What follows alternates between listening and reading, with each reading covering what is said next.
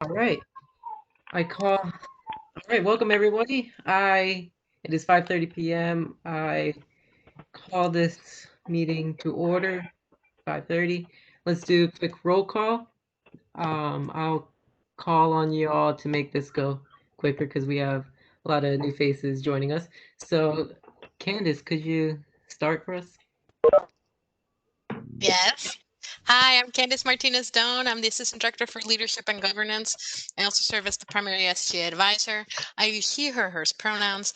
I am not a voting member of this body, but I am ex officio, and I am happy to see your faces.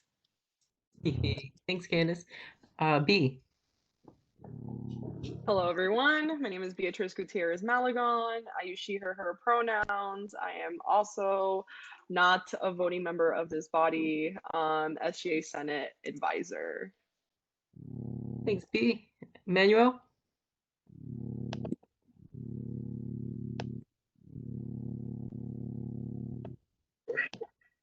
Hello, my name is Emmanuel, Senator, biology major, EM.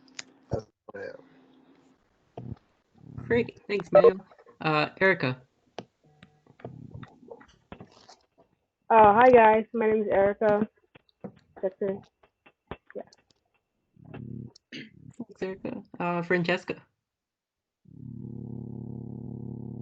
Hello, I'm Francesca. I'm an FYA and I'm shadowing Julius in the Senate. My first time in a meeting. Welcome, Francesca. Julius. Hello, it's Gail. Pronounce he, him, his. I'm SGA Senator. Great, thanks, Julius. Kayla.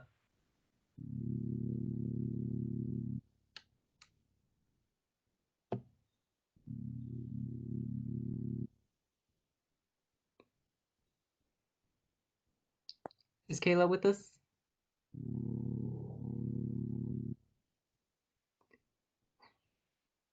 Here, but the audio seems to not be working. So Yeah, he is here. he looks like he's trying to talk, but I don't think it's working. Okay. Well, Kayla, I'm done. Senator. She, her, hers pronouns. If I'm wrong, correct me. Lori. Hi, good evening, everyone. My name's Lori Hardesty. I'm Associate Director of Applied Learning and Community Engagement at the Shriver Center. My pronouns are she, her, hers. Thanks, Lori. Welcome to Senate. Maria? Hi, my name is Maria. My pronouns are she, her, hers. I'm a senator and I'm a sophomore at UMBC. Thanks, Maria. Mati.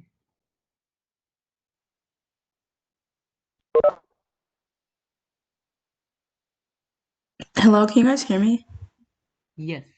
Okay, cool. Hi. Oh, hi, Kayla. Mati. Oh, Mati is senator. She, her, hers pronouns. Rashad.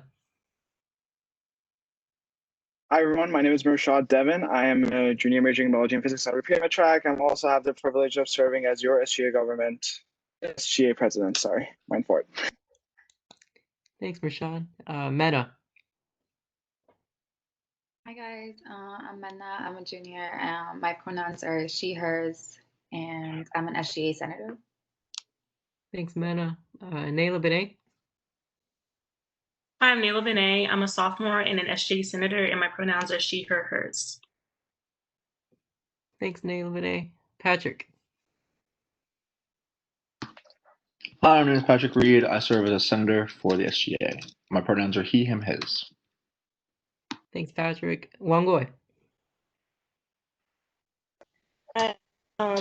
Junior, I serve as coordinator of neighboring relations in the extended connections department, and she, hers, her pronouns. Sorry, that was so. You're good. Thanks, Wangoy. Wendy. Hi, I'm Wendy. She, her, they pronouns, and I'm the Assistant Speaker, Senate. Thanks, Wendy. And Zachary. Howdy, name's Zachary K. He, him, his. Executive Vice President, and I'm a non-voting member. Thanks, Zach. Z. I'm Z, and I'm a senator. Thanks, Z. All right, so that's our roll call.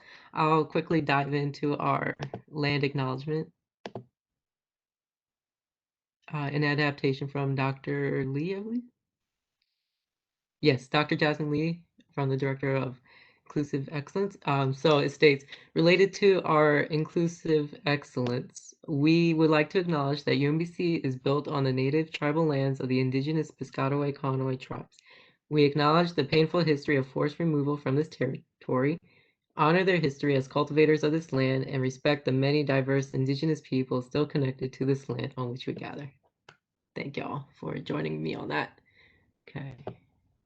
So, is there a approval of the agendas? I believe that I would like to, Wendy.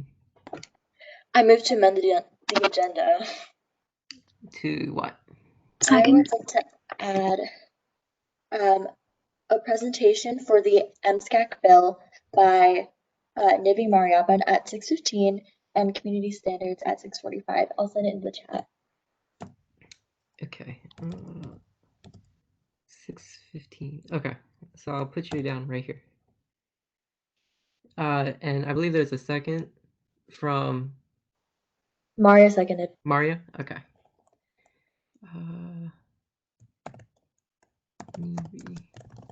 Is there a general consent? Oh, I'm sorry. Yes. Is there general consent before I move forward?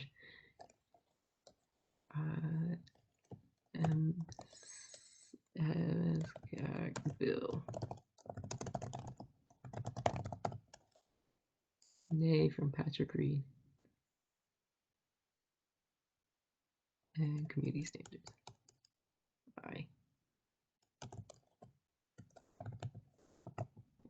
I believe there's majority approval. Point of clarification? Yes. What time is the MSCA, how do you say this? MSCAC? MSCAC? I've been saying MSCAC and at 6:15 p.m. Okay, and then what time is the community standards? Did you want that? I was hoping 6:45 and then everything else would be pushed back. Okay. So would we put this down underneath the senator updates, but before announcements, the community standards part? I would like to get rid of office hours updates because we will be talking about that with Callista and Michelle later.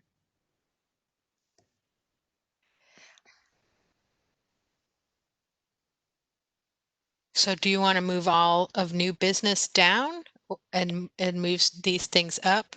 I'm just thinking about time, right? So you have the presentation from Lori at 5:45 and then Callista and Michelle, and then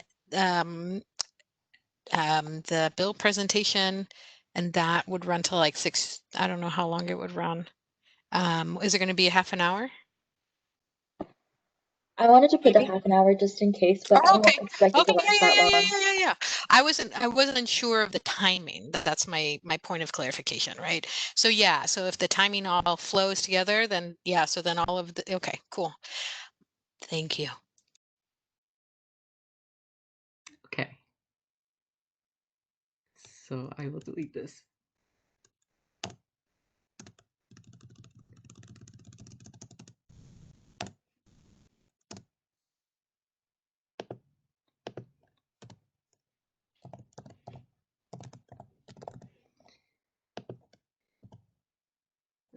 Wendy, I'm sorry, could you repeat the bill presentation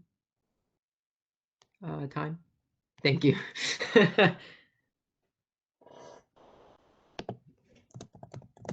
All right.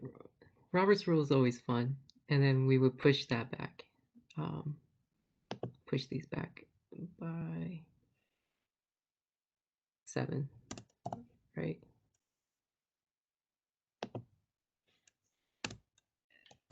It should take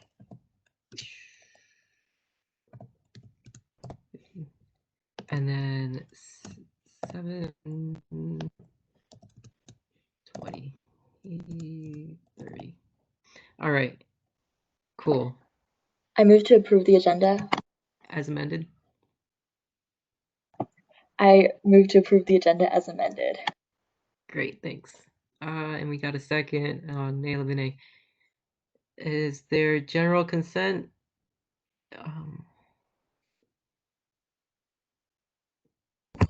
Hi. Can we say it in mic or do we always have to text it? So for general consent, you don't actually have to say anything unless you object. Cool. Okay. Thanks for letting me know. So there you go. So like if someone was like, I object, and then you would have to take a vote. And then, but if nobody says anything, then Kai says, okay, hearing no objections by general consent. Noted. Thanks, Candace. All right.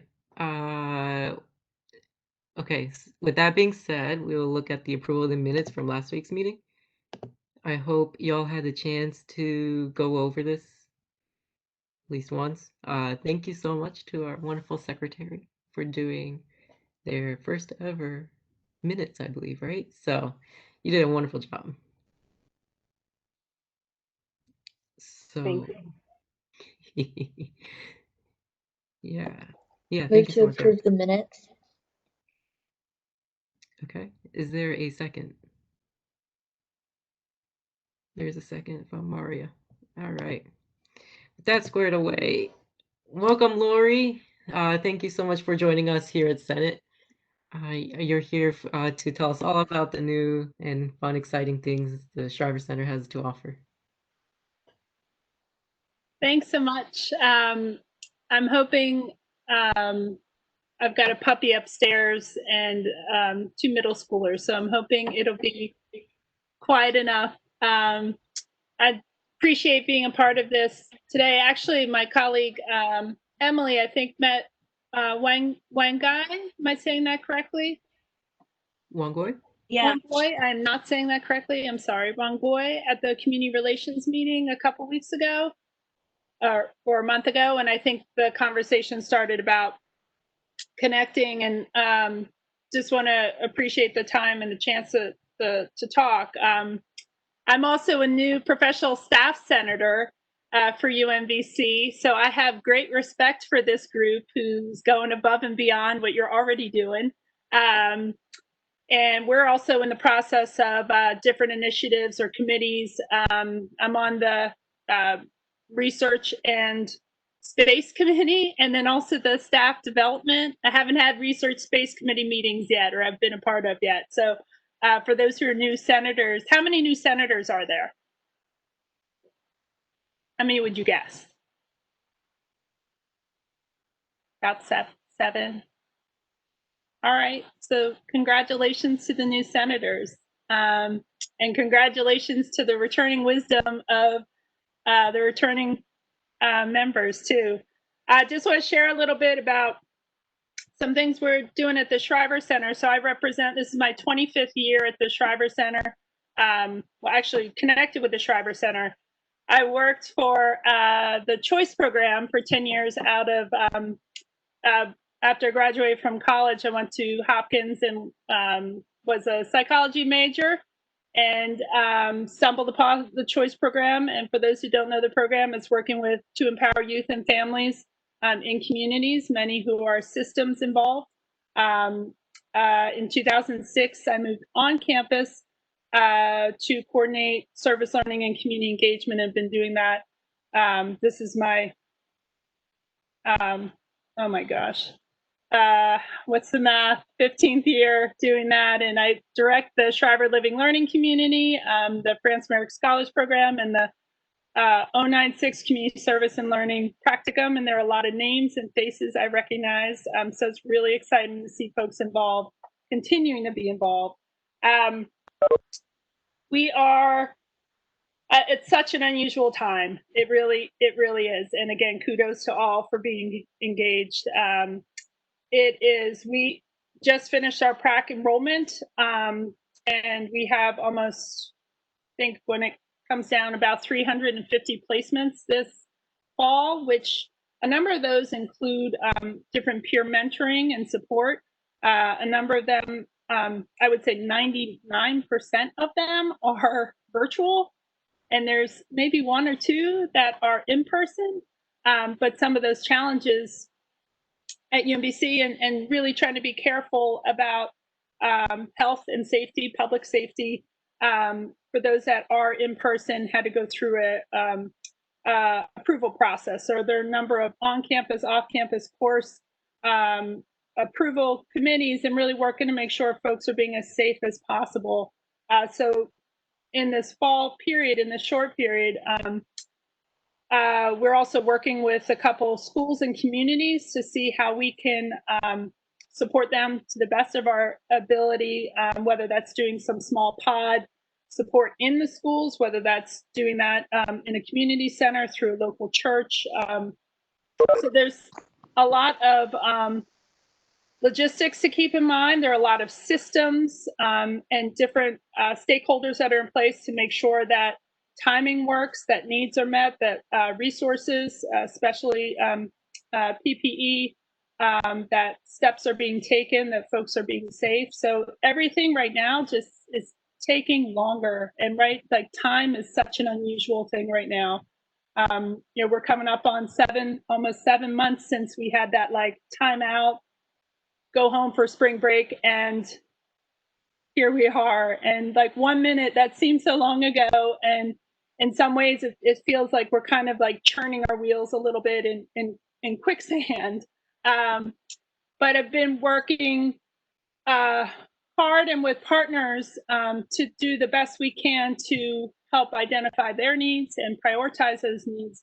And for those who know, Shriver Center, we were named in honor of Eunice Kennedy and Sergeant Shriver close to 30 years ago to honor the work that they do in social justice and community engagement. One of the 4 programs, Service Learning Community Engagement, we also have our choice program I mentioned, our Public Service Scholars Program that operate a number of programs over the summer, Governor's Summer Internship, the Maryland Department of Transportation, also the Maryland Nonprofit Leadership Program. And we have been working really hard together to identify needs, to connect resources. We are trying to be as creative as possible. And over the summer, did a survey to across the board, all of our sites, to assess and understand what the needs were. Many of our sites are direct service, face-to-face tutoring, mentoring programs, in school, after school, but a number of our nonprofits and schools just said time out. So we, for example, tend to have 20, 30 students each semester volunteering at the Baltimore Animal Rescue and Care Shelter, and that's on hold. However, some of those leaders are being creative about other needs in animal welfare and support that they could provide for animals that are on campus, but also thinking how they connect with Towson University, for instance. So that's given some of our leaders a chance to step back and kind of research and understand. But we still have students that are connected to Arbutus Middle School. We have a number of our returning students with Arbutus Achievers and with Creative Coders. A number of our leaders returned to UMBC. We had some who graduated, but where there's a lot of strength is that relationship building and connection and rapport they have with schools. So some of those are still happening in an after school capacity, but others are happening in a asynchronous capacity. So more indirect service, more capacity building. We have some nonprofits we're working with, Bugs, for instance, that is maybe creating lessons and building, creating curriculum, or here's working at Relay Elementary School, for instance. We have a student in our living learning community who is still in Cameroon, and she's going to do lessons on how to speak French that would support and capture some elementary school students' interests. So being creative and balancing kind of that interest, that need, that passion, and putting that passion with purpose, I guess to say. So that notation on transcript through the 096 Community Service and Learning Practicum, our deadline was this past Thursday, but we're already starting to think about what winter practicum could be like if a number of our students, UMBC students, are still home. We'll be onboarding students probably later October, November, who are interested in doing reading partners. And that's a nonprofit that does one-on-one support with more of the kindergarten, elementary, early elementary school, but also working with to support these students who, in some of our higher needs communities, these are also students that maybe haven't logged on yet or even logged on in the spring, maybe have gotten devices in spring, but might not have that access. So working across our partners in Baltimore City schools, Baltimore County schools, and how we can provide that support, also being limited by what we can do in person. So it's been a creative process. One thing that I'm proud of that we developed about a year ago, but just have finalized. We have a partnership, values, principles, and practices that we developed across our center that really looks at people, equity, communication, impact, giving the opportunity that if clarity is needed, how are we learning together? So that idea around reciprocity and communication and through an equity lens. So I think that's something that we've just formalized, officially formalized, but using to keep it in our minds or at the forefront about how we're supportive, how we can connect, and how we can say time out when it's not working. So we've had some of these partners that have jumped in. We have a Sherman Early Literacy at Baybrook and Curtis Bay Elementary Middle School that in March they had to just shut down, but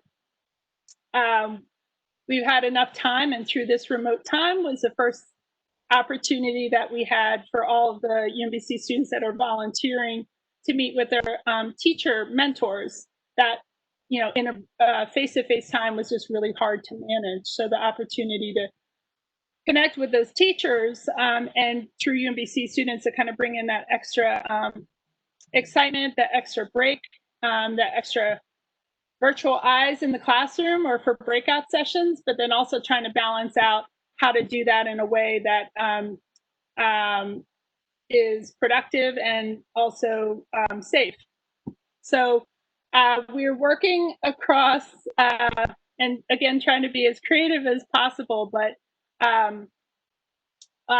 also the idea, and we've added a couple new partners this semester. Morrill Elementary Middle School is one that was really excited to have some in-school and after-school support. So with some of our partners, where we normally would go and meet and take a tour and get to understand, a lot of these conversations are happening online. And I think that we're all both in flexible and trying it out, and sometimes to try it out in a small way, but also that opportunity to help in ways that are more indirect and capacity building than we've ever done. And I think we're also open to ideas as well. We've worked in the past with student orgs that have, many of our student orgs at UMBC really value community engagement and really want to put that at the forefront of how they connect with the mission of their student org, but also, again, just trying to manage what folks can, and UMBC students can. There's only so much Zoom you can do. There's only so much you can be online. So I think of posing a question to all of you, what have been important ways that you're taking care of yourself? What have been good self-care strategies that you as senators and you as the executive board are doing to take care of self, and how do you connect that to other, or how do you encourage that in others? That's a quick question to everyone. Whoever wants to answer, not to everyone. I don't mean to put Kayla in the spot, but Kayla Dunn has done an excellent job using her office hours as a meditation / like mindfulness hour. So on Instagram Live through the SGA account. Um, and I really want to shout that out because, you know, living in such a stressful and anxiety ridden situation, is having that meditation mindful hours is pretty nice to have. Yeah, thanks, Kai. I kind of want to speak to that on that for a second as well. Me personally, I have been struggling this semester with self-care. I think that's been a big problem for me, especially since I suffer from several mental disorders, and it was kind of getting out of hand. They were slipping away my control over my situation. I like stopped eating and I stopped sleeping and it wasn't going well. I ended up having to be hospitalized. So I think self-care is a very important part of this situation, especially with the pandemic and stuff. It's just things get away from you and then you are sitting in your bed for the third day in a row and you've missed 3 meals and you're just like, what's going on? And so I think meditation has been a good help. I just started the meditation hour. I plan on expanding it as well to just like maybe like a 30-minute meditation, and then we'll also have like a art session where we draw and I talk. I want more people to like interact. Not usually, I did it once, but I asked, I was like, okay, how are you feeling? You don't have to tell me. If you just want to check in with yourself and let yourself know how you're feeling, because sometimes you don't even know how you're feeling because no one takes the time to say, how am I feeling right now? They just go through their day and they're just like, I have to get these things done. I don't have time to think about how I'm feeling while I'm doing them. So I think another thing that I've been doing is, well, I've done like self-care. Oh, I started this thing on my Instagram actually right after I got out of hospitalization because I'm just so open about like my struggles and stuff. And I started this thing where I started videos of just talking about how I'm feeling, started like a word of the day describing like mental health terms just to make them less stigmatized. So, you know, just like getting the vocabulary out there, maybe that will help people find the words to explain the situation they're going through. Yeah, I don't know if that's related to what you asked, but Absolutely. Thank you, Kayla, for sharing that. Kai, thanks for telling us how great Kayla's been doing with that. Anyone else? Yeah, I can go. So hi, it's nice to see you after CLDE. For me personally, it's just knowing when to say no to things, knowing what I'm capable of. And I've been talking to a lot of people, like our SGA advisors, and honestly, just remembering that you can't pour from an empty cup. And that's something that's just been at the back of my mind. And self-care isn't selfish, it's necessary. And for me, I like journaling because sometimes I have a hard time like opening up to people about what I'm going through, but I can still use that time to reflect on myself and how I can do better. Sometimes just reaching out for support, like to kind of echo what Kayla said, and just to like open the space as like one where we can be vulnerable. I was recently diagnosed with ADHD, and it's been kind of hard, and I plan on going to therapy for dealing with some of that and just like how I can be better as like this assistant speaker and just to support everyone here. So I think opening up a dialogue is so helpful because a lot of people in this time, they're really scared to like answer the question, how are you, honestly, because most people just say, oh, I'm fine.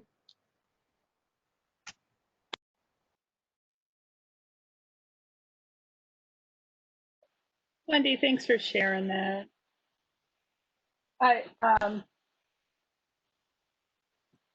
This is what I'm using right now for my daily journaling.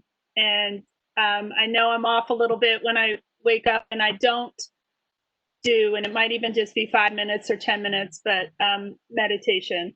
And just to center myself because this is hard. This is hard. And you know, it sometimes to step away and get out for a walk. And you guys, as in your roles, are doing some, you know, your big things and coordinating and creating opportunities for other UMBC students to feel that sense of belonging and community. So just kudos to everybody. I can't see everybody's face, but kudos to everybody. and just continue to, think about it one step at a time, one moment at a time. And there's some great resources at UMBC, but also just great resources as a community and the connections you have here. And nobody's a mind reader, I think, to just say nobody. Maybe there's a mind reader in this group, but continue to just take it day by day. So I totally digress there, but I actually wanted to start out that way. Just really interested in how folks are doing, and I think the sharing about community engagement and ways to connect with others. For some, that's a great way to take that space away from studies and other expectations and responsibilities, and support others who are going through some similar challenges, and that can be a lot. I'm going to share, I think, and it's on our, I think I'm sharing the right thing. I think I shared the right thing, but this is our chart, and we're working to update our materials on our Schreiber service learning community engagement page to start reflecting winter and spring. But if folks are interested in learning more, is that it? I might have shared something. Thank you. Thanks, guys. I might have shared something completely different. But that's a list of different opportunities that we have. And if folks are interested, want to know more, want to share that out, I'll say, and I know your speaker next, Callista and Michelle. Callista is a wonderful communicator with the talent in communications. And I would say that's an area that we're not doing as well in within the center. I think our heads are down often connecting, coordinating programs, and not enough with sharing out our story, not just for our service learning community engagement, but across our programs. So that's an area that we can always use support in. And I think that's also been a harder thing for us to do when you're sometimes as self-care, you need to step away from social media. So always trying to find that balance. So I want to be mindful of time, and a pretty great lineup of speakers after. I don't know if folks have a question or two, or I could stick on for another minute or two. Lori, if we have any future questions or any ways to contact you, what's the best way to contact you with? Bye. Here's my email. Type it in. Folks can email me. If folks go to that's a good start. If folks go to our website, we'll try to have, like, if somebody's interested in certain sites, but it could just be starting with me. And if it's not a site that I work with, I'll share it with Eloise, Casey, or Emily. And Emily Passera is our newest member, and she's just been amazing. So she's always looking to connect with folks. So thank you, everybody, for your time. Great to see a lot of familiar faces. And just continue to just one day at a time. Yeah, thank you for all you guys do. Thank you so much, Lori, for everything. And yes, thank you for coming to Senate.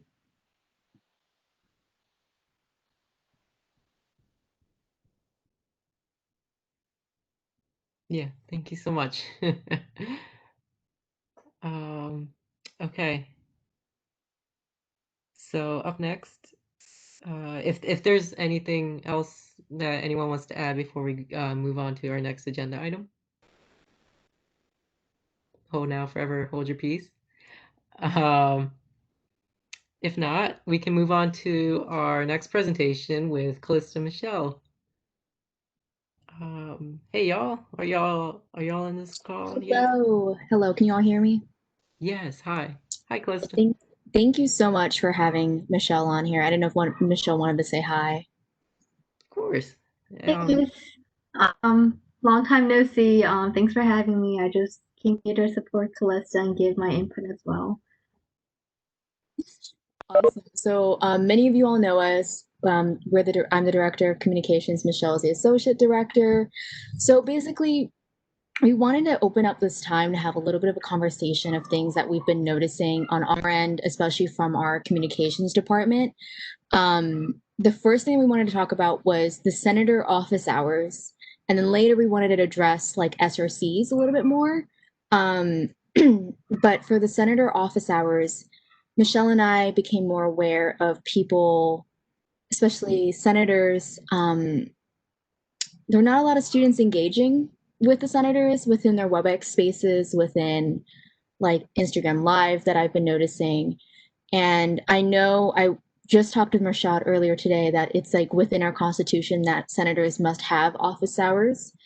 But based off of the current circumstances, Michelle and I have been brainstorming a lot of different ways that that can look different. So it can be through like Instagram story takeovers. It can be through like different ways that we can go through like Twitter and engage followers through Twitter because everyone's always like Instagram frenzy. But we could do like different things of senators introducing themselves on Twitter, have it more personalized, interactive. But I wanted to put that on your radar and see that if you all, what you all thought about those ideas and if that was even feasible. I know because it's in your constitution.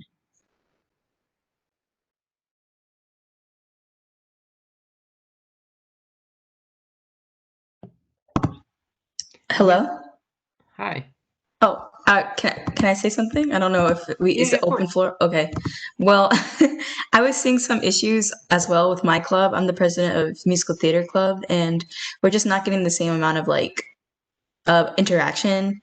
It's in this musical theater. Like, how do you not expect theater students to like blab? But they're just not because everyone's so focused on this new environment. It's really hard to do the same thing. So, I think you're right about like new environment, new structures. You know, just because something has not been done before doesn't mean that it's a crime if we try to change it because things are changing. So I think that story structure is a good idea. I think it's feasible. I'm not sure if everyone has access to like Instagram and stuff like that and a good video camera, but it's one good idea to solve that problem. I think. Can you all hear me? So I just wanted to bring up that office hours has been a topic of discussion for the past, how many years I was in SGA. For my freshman year, senators were discussing office hours and the feasibility. Last year, when I was a senator, we were discussing office hours and the feasibility. And each year, it has not been successful. It has not been effective as much as we would like it to be. So if we want to look at different avenues, I'd be completely supportive of that. Which is like even worse than what it was before. Kai, do you mind if I hop in here? Yeah, of course. Awesome. So what I would like to say to that, Mershad, is like you're 100% right. Like I remember like me and Kai, we've been talking about office hours since a while, since David Hoffman was the advisor. But basically, like I think one of the things we're running into right now, is that like there's sort of the idea that like we're not engaging with students, and I think like definitely like I think that office hours throughout like history have sort of really failed in that. I think, correct me if I'm wrong, I was only here for like a few weeks really of like that spring semester last semester to see it, and I wasn't here in the fall. But from my understanding, like things were getting better with sort of the more public office hours, right? Like having them in more public areas. I heard that was being like really successful, and I think it's awesome. And I think that as soon as things are cleared up, whether that's next fall or 2 years from now, whatever that is, that's definitely what the model that should be kind of reverted back to, because I think that was sort of on the right track of like what we need to do. Put a senator right in the middle of Starbucks, at the long tables and commons, and like on Erickson Field. You know what I mean? Like just anywhere that there are people that are already going to be there. I see that as sort of being a great way to succeed. But I think right now what we're looking at is like, realistically, like why are people going to come to our office hours, right? If they have a problem, right? If they have an idea. if they have something they want to discuss, anything like that would be a reason for them to come to office hours to seek us out, right? Not to just kind of run across us like at the Commons or wherever, but if they're going to seek us out, it's because they have something. I think that right now a lot of people are sort of the problems they're encountering aren't campus life; it's academic, and so I think there's a disconnect. Like students don't think that we can help them with academic problems, and like I guess their story right, but we can advocate for them on an academic level. But I think students don't know that we do that. That's what we do as one of our roles is advocate in their stead to faculty senate and to faculty in general.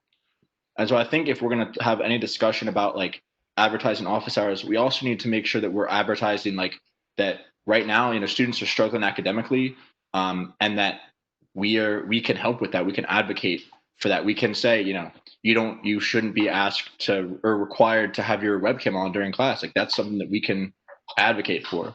But I think when we think about things like from the old perspective of like why students are going to come to office hours, I think that's all different now because campus life, they're like starting a club is one reason that somebody came to my office hours. No one's really I haven't heard of anyone starting a club right now because what does that even mean right now? So I think our role has changed, not just the office hours on being successful. I think that what students need has changed drastically as well. So I think we need to address that too, if we're gonna have a conversation about these things. Yeah, and I'd also like to say, like around the conversations we had just like 10 minutes prior.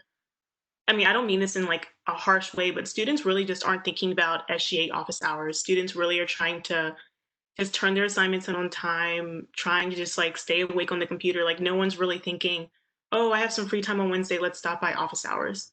So it's not a matter of like, I think we're advertising it well because I've had some people like send it to me and be like, oh, I didn't know you had office hours, but that doesn't really mean they're going to show up because it's just not something that students are thinking about because of the situation that we're in.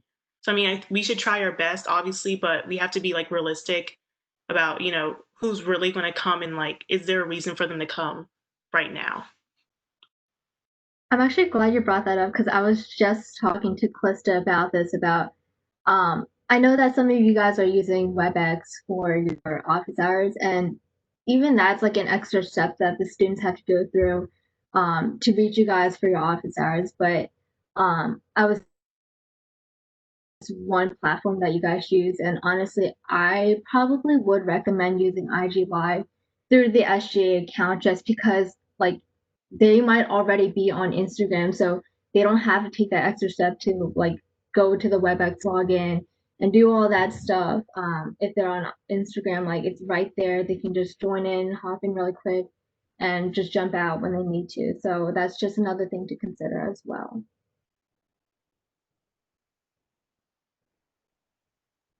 I definitely agree because today someone who came to my office hours was like I had to download WebEx. At this point, I thought everyone had WebEx, but like obviously everyone has different professors and different things that they downloaded. But they told me that they had to download WebEx, like try to figure it out. Like took them like I think 5 minutes at least to get to make. Oh, they also told me they had to make an account, all this stuff, and normally students wouldn't do that. So definitely I think I was also myself just thinking just using IG Live because also you guys have an audience already for that. It's really hard for us to build an audience when no one like when they have to take that extra step.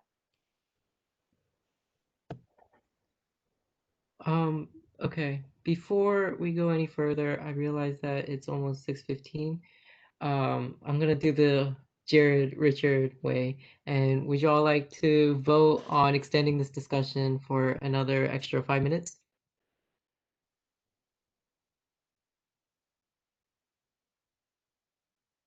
Second. Okay. All right. Is there general consent?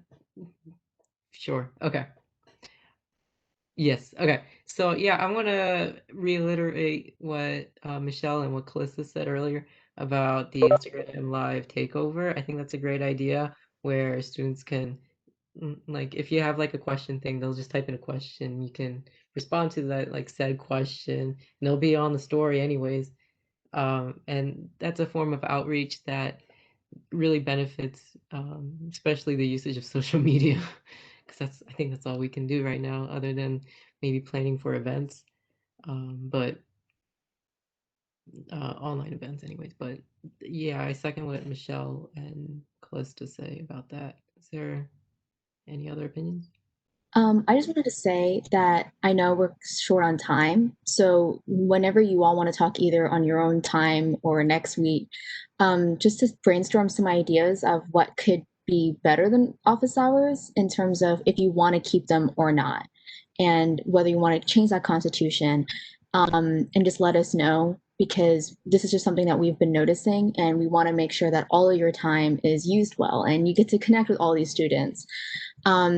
But one of the ideas is that if you do choose to not have office hours anymore, what we could do Instagram story takeovers, we can create an Excel sheet where you choose a day and a time that you want to take a student with you for the day of your life. So like you'll wake up and say like, this is what I'm having for breakfast. And it's kind of different from what Zachary put it on his Instagram story. Sorry, Zachary, to put you on the spot. But I really loved what Zachary did. He didn't even show his face in it, but so you can have the option. But he had little like drawings on there of like, this is my agenda for the week. This is who I have to meet. Come on this road with me as vice president. And I stopped and I looked at that and I was really engaged with it. And I'm just telling you, I'm a director of communications. I barely go through Instagram stories. And if I do, I'm like going as fast as possible. And so what we're going to do is use your information that you want to put on there and we'll make it look great. And we want people to stop and look at that story because that's our job. And so it's depending on whether you want to pursue this office hour idea or not, we can do whatever we can to give you a whole bunch of creative ideas. Okay. So based off of the chat, we think if you don't want to do Instagram stories, we could do it through Twitter. We could post a couple photos of your cat and dog and be like, look at so and so's cat and dog, like, and then I bet you that's going to get so many retweets. Everyone loves pets, so it can look in different ways as a way to engage students and get to know you a little bit more. And to be honest, if students have questions, we mostly get them through Instagram and Twitter and SGA email, and that's when students really want to ask us certain things. But that is up to you all, and we just wanted to let you all know about that. But thank you all for having us. Yeah, thanks y'all for joining in, and quite possibly when we have our initiative workshop, we can brainstorm more about how office hours can look like.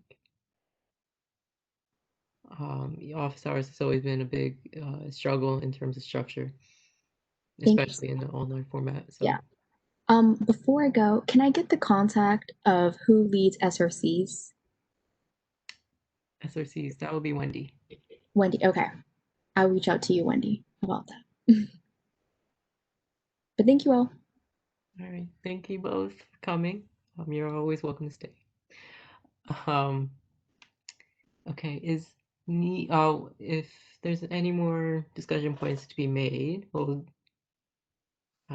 what's the saying? Hold your peace. I don't know. Anyways, is Nevi in the call yet? Yeah, hi, I'm here.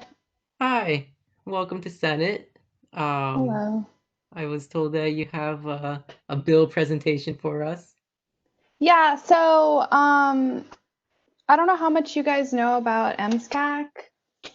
I guess I'm just gonna assume that like not many people know much about it, but basically, so one of my friends and I, Erin Kozlowski, she couldn't make it today, but she and I have been working with a student coalition. So we're composed of students from different universities in the state, both public and private.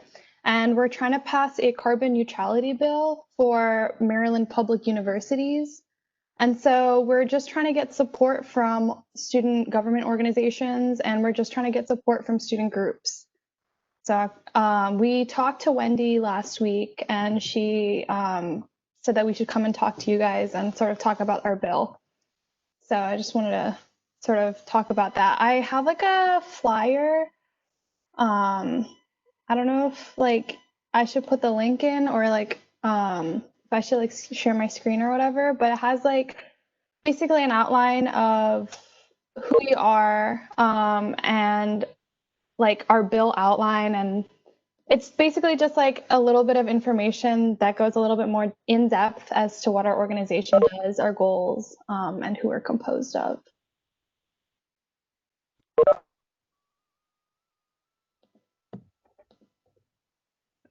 Hi, Nivi. Would it be better if you could screen share? Is that something? Yeah, I can.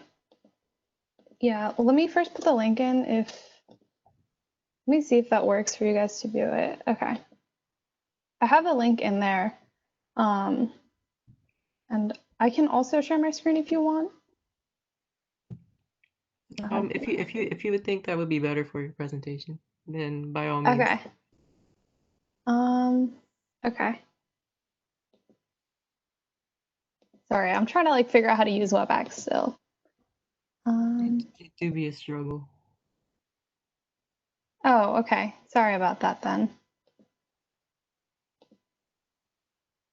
Okay. Can you guys all see it? My screen? Yes. Okay. All right, cool. So I'm not going to read through this because there's a lot of words on here, but I will like sort of, since it's like PDF format or whatever, I don't want to make it too small so you guys can't see it, but also I don't want to have to like scroll through the whole thing.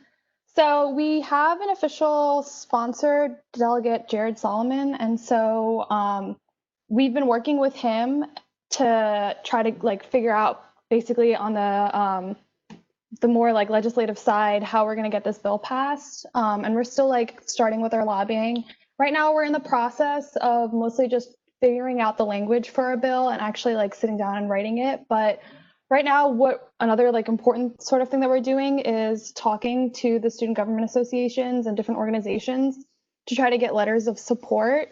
And that's like the main thing that I'm asking from the SGA here.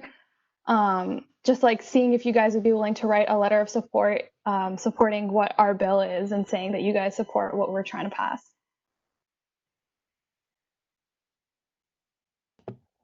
Of course. We can what we can do is pass a resolution, either a Senate resolution or a joint resolution, whichever is best suited. But we can work on this resolution together later on if you would like, and for our next upcoming meeting, we can pass it so that way either our Senate or the entire student body government can recognize and words.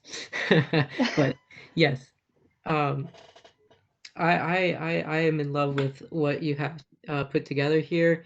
It sounds exciting, and Wendy, you are also a part of helping Nevi in this, so think we could all work on this resolution together.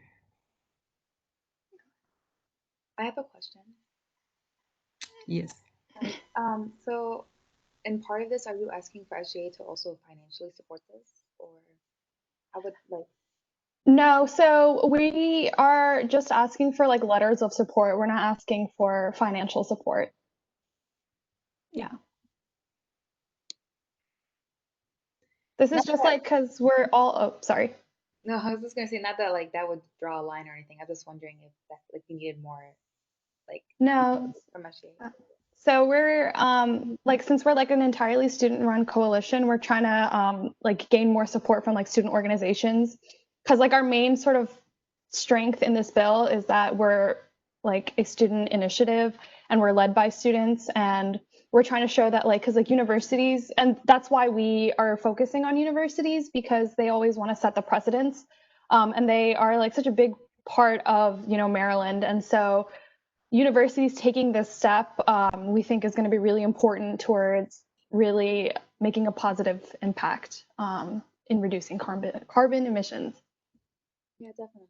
This would be really cool. So I saw in the chat that the link isn't working, and I think that this information has been shared with me, but I'm not sure if everyone else can access it, maybe. Oh, okay. Is it because it's in like in the shared thing? It might be because it's in like a shared Google file. All right, I'm gonna stop screen sharing for a second and see if there's a better way for me to maybe. You should be able to do link sharing so anyone who has that link can look at it. Okay. I'm still like.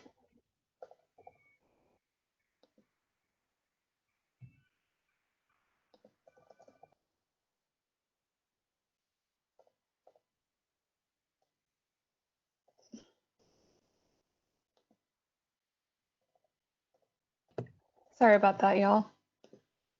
Oh, no worries.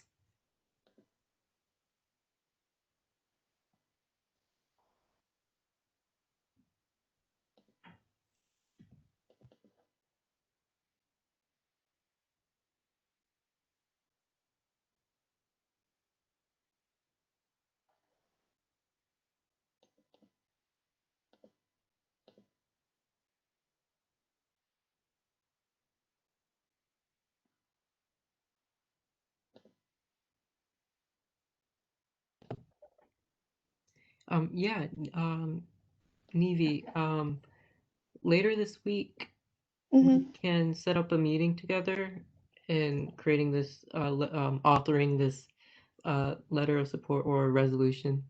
Okay. And we can rejoin next week in Senate and in further discussion on passing legislation of the recognition and support. Okay. All right. Thank you. So I can just send a follow-up email with you. Yes. Okay. All right. Thank you. Thanks, Nevi. Yeah, no problem. Okay. All right. I'm glad the link works. All right. Thank you. Thanks, Nevi. All right. All right. I will. Oh, Wendy.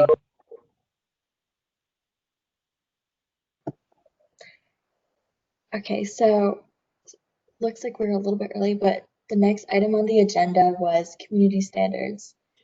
So I can already tell that there's been like a huge shift in Senate with how engaged everyone is and how we show up. But I wanted to like carry that forward and do something that's been really helpful for me in mock trial. So I've asked Kai to share my screen. I'm just gonna show you guys. One second. Okay, I think this is the right one. Can you guys see program community standards on your screen? Okay, so this is just a model document of what I was hoping we could do. So I'm just gonna scroll down. Obviously, our content won't be the exact same, but I liked the idea of all of us collaborating and listing out expectations for both ourselves and each other and how we can best show up in our role and support everyone so that we can all succeed. And I know everything with COVID has made things so much harder right now, so I thought this would be helpful to just hold ourselves accountable, but also make sure everyone knows that this is meant to be a supportive environment. It's not meant to be super stressful or draining or unmanageable.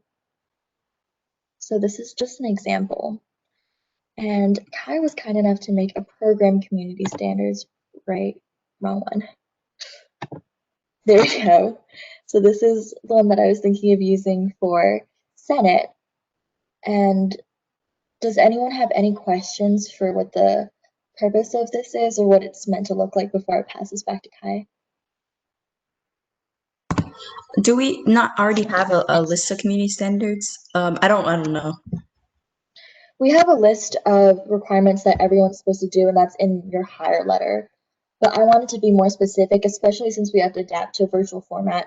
We didn't go into detail about how exactly we want people to engage in these virtual meetings because we didn't have to worry about this virtual space before. And it's a lot harder to make progress on your initiative sometimes when you don't have that face-to-face component. So yeah, I just wanted this to be a quick thing so we could all work together and just be on the same page because I know earlier in a couple weeks before we had some issues with attendance and engagement, and I just want to make sure everyone's making as much progress as you can while still taking care of yourselves. All right, I'm going to stop sharing and have Kai run the rest of this meeting. Thanks for listening, guys. Yeah, thanks, Wendy. So My computer is frozen. All right, there we go. So I thought we could all come with a list of ideas it's in terms of what Wendy said about holding ourselves accountable with this and extending our what's in our higher letter and some things that are meant in our guiding docs just to remind ourselves of like what we're capable of doing in Senate. So for some reason my screen didn't share. Voila, did it share? Hey, all right. So yeah, I thought we could all work on this for the next 20 minutes, I believe. I don't know, I don't have the agenda, but that was my mom. So, for personal responsibilities, um what are some things that we can write about in terms of Senate for personal responsibilities? I like the be punctual one that was on Wendy's mock trial standards. I think we already talked. We talked a lot about that last meeting too. With, the being more strict on getting here at 5:30 and all that stuff. Yeah. Yeah, definitely. Being punctual and on time for meetings no later than 5:30.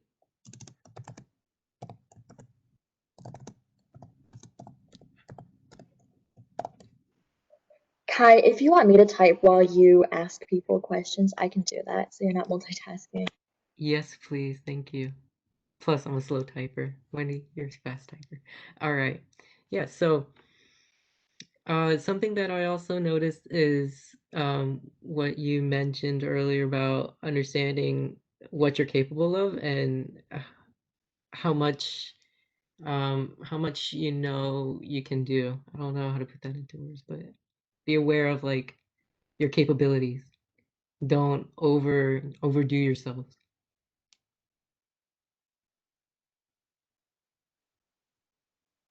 That sounds good to me. I don't think it needs to be rephrased. Be Know aware your, of your capabilities. know your limits. I like Oh, true. I like that. I like that. Um, Another one, maybe like doing a full 180, uh, setting deadlines for yourself and holding yourself accountable to those deadlines.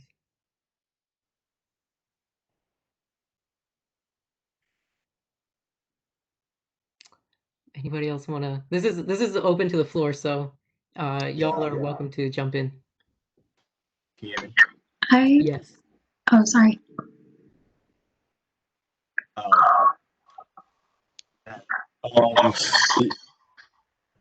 uh, so I guess I had one that this is a possibility. You don't necessarily have to write it down. Um, and it's more about communicating and like responding to people if they hit you up on some sort of application. Give yourself, I don't know if I want to say 24 hours or 48 hours. Like you must respond within 24 to 48 hours. I'm not telling you to respond as quickly as I would, because everyone knows that I respond in like 5 minutes within people. And I know people are doing different things and stuff like that. I don't want you to respond in 10 seconds of someone texting you. Not everyone can really do that, but it's kind of bad if you're taking a whole week to respond back to somebody. It's kind of disrespectful, in my opinion, at that point. So, Yeah, but the rule of thumb is usually 24 to 48 business hours when responding to correspondent emails. Mati, I didn't want to interrupt what you were saying earlier. Or I didn't mean to interrupt what you were saying earlier.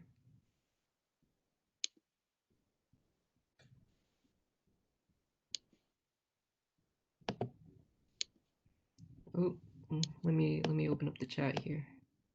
I found out you can do that on the side. Okay. Mati says scheduling your time, and Emmanuel says ask for help. Don't be scared to reach out. Definitely. You know, Wendy and I and Candace and B and actually all of us, we're all here for each other, and we all want each other to succeed. think definitely participating, like active participation, is really important too, especially since this online structure is making it harder. So just like you don't have to have your mic on or camera on, but like typing in the chat, like making sure that like you're following along with just acknowledging even something as simple as yes could help a lot with that.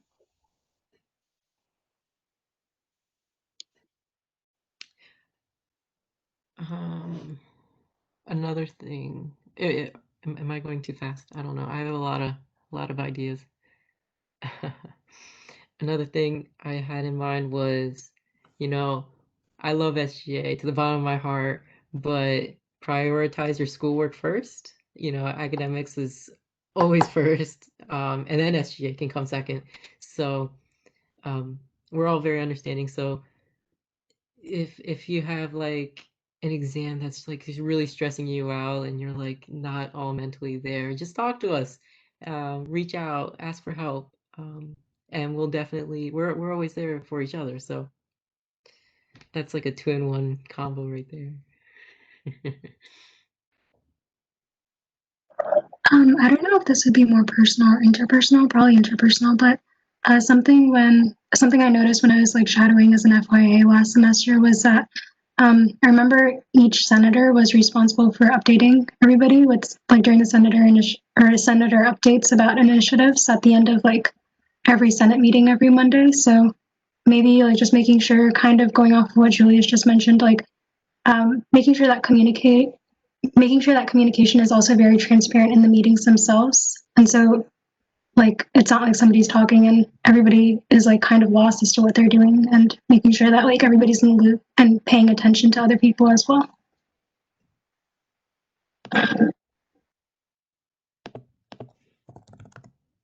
Yes. I don't know if it's the right place to mention this, but I would love to see senators personally update on the initiatives or on the SGCs that they had the weeks prior, just because the conversations that we had last year with each SGC update and the feedback that they took back to the SGCs, I feel like that was really, really helpful, and we're not having that this year. So if you could bring that back, that would be great. Funny story. I was going to do that at the SGC updates because I actually have my own committee. I do it to my committee today. So yeah, we will need to start doing that for sure. Yeah, I wanna really echo what Rashad and Julia said just now. Please, please, please, if you go to an SGC meeting, please type up those notes and send them to me as soon as you can, so that way I can add it to the agenda. So that way, there's more structure and going to who's next, and we can see the information. And it also makes my job when writing these monthly reports a lot easier, because there is a section in these monthly reports about SGCs. Because I didn't know that because like in the share file, right? I literally just created another classroom committee thing and like in the share file. If you like look in the share file percent, like it's there right now. I just did that because I seen it. I think I saw it last year. That's what they did last year. Don't quote me on that. So I just replicated that. I didn't know we were supposed to send it to you per se. Oh yeah. Maybe I didn't voice that out really like in the beginning, but starting from today, it would be greatly appreciated if y'all can do that.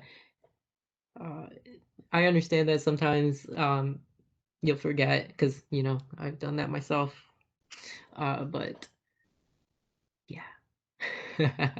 But yeah, no worries, Julius. I can pull it up when we get to SGC updates. Okay, I haven't looked at the chat for a while. Ooh. I'm looking at it. You're good. Okay.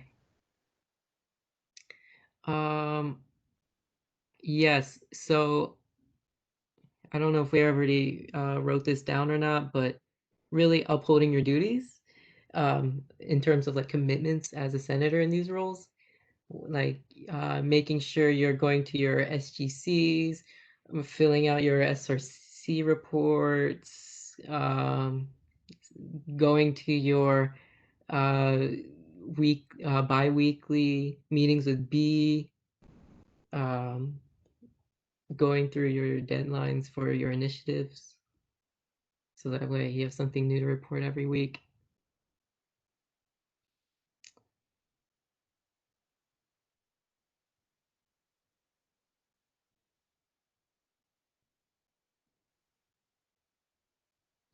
Yeah. Anybody else?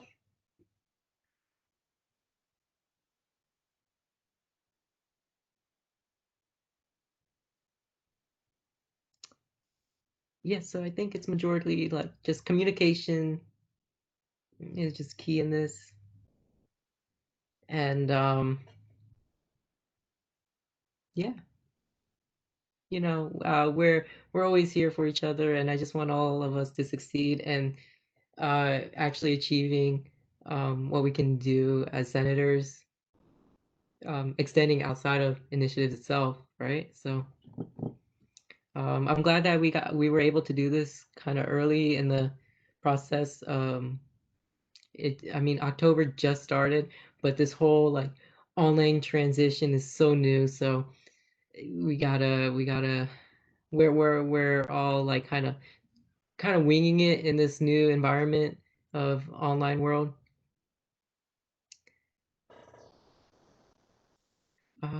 Okay.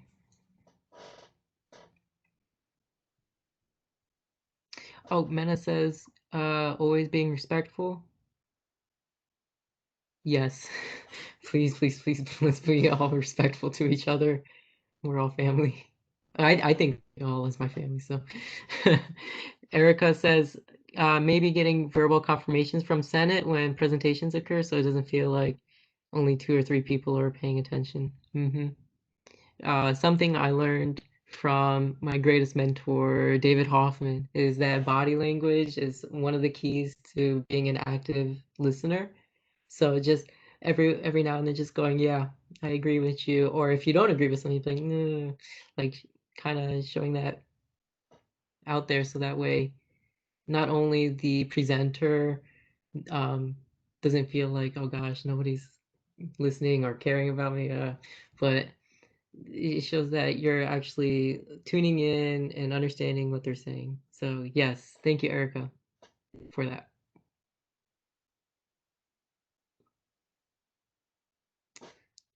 Is there anybody else? I feel like I'm just talking a lot. I don't know if this would really be a standard, but just wanted to like put it out there. I like how so far like we've just been very collaborative, I feel. So like just keeping that up. So whenever you see something that you think might pertain to somebody's initiative, like just text them it, even if it's not like a solid like idea, but just like something that lets the other person know you're keeping them in mind and this is something that might help them out or something that they might be aware of or they should be aware of. Definitely. Especially when earlier this semester, back in I think September, Mena and Emmanuel, you had some overlap in your initiatives, so definitely collaborating in that. So I don't know if this was mentioned, but there's two things when it comes to accountability, right? You can hold yourself accountable and you can also hold the rest of your team accountable for what they do and what they've done. So I think it's okay to normalize that conversation. It's okay to point out that some flaws that we see. Again, we're all working with a stipend that's students' money, so it's important for us to hold each other accountable. Yeah, definitely. And it's Respectful. Oh, I'm sorry. Yes, that's what I wanted to the edit that I wanted to make. You just remain respectful when you do it, but it's completely okay to point something out if you're seeing something. Yeah, and it's never don't ever feel bad about um holding somebody else accountable, and that don't ever feel like you're being called out on something. It's just that sometimes you just don't know, and it's something to be good to be aware of. lost it.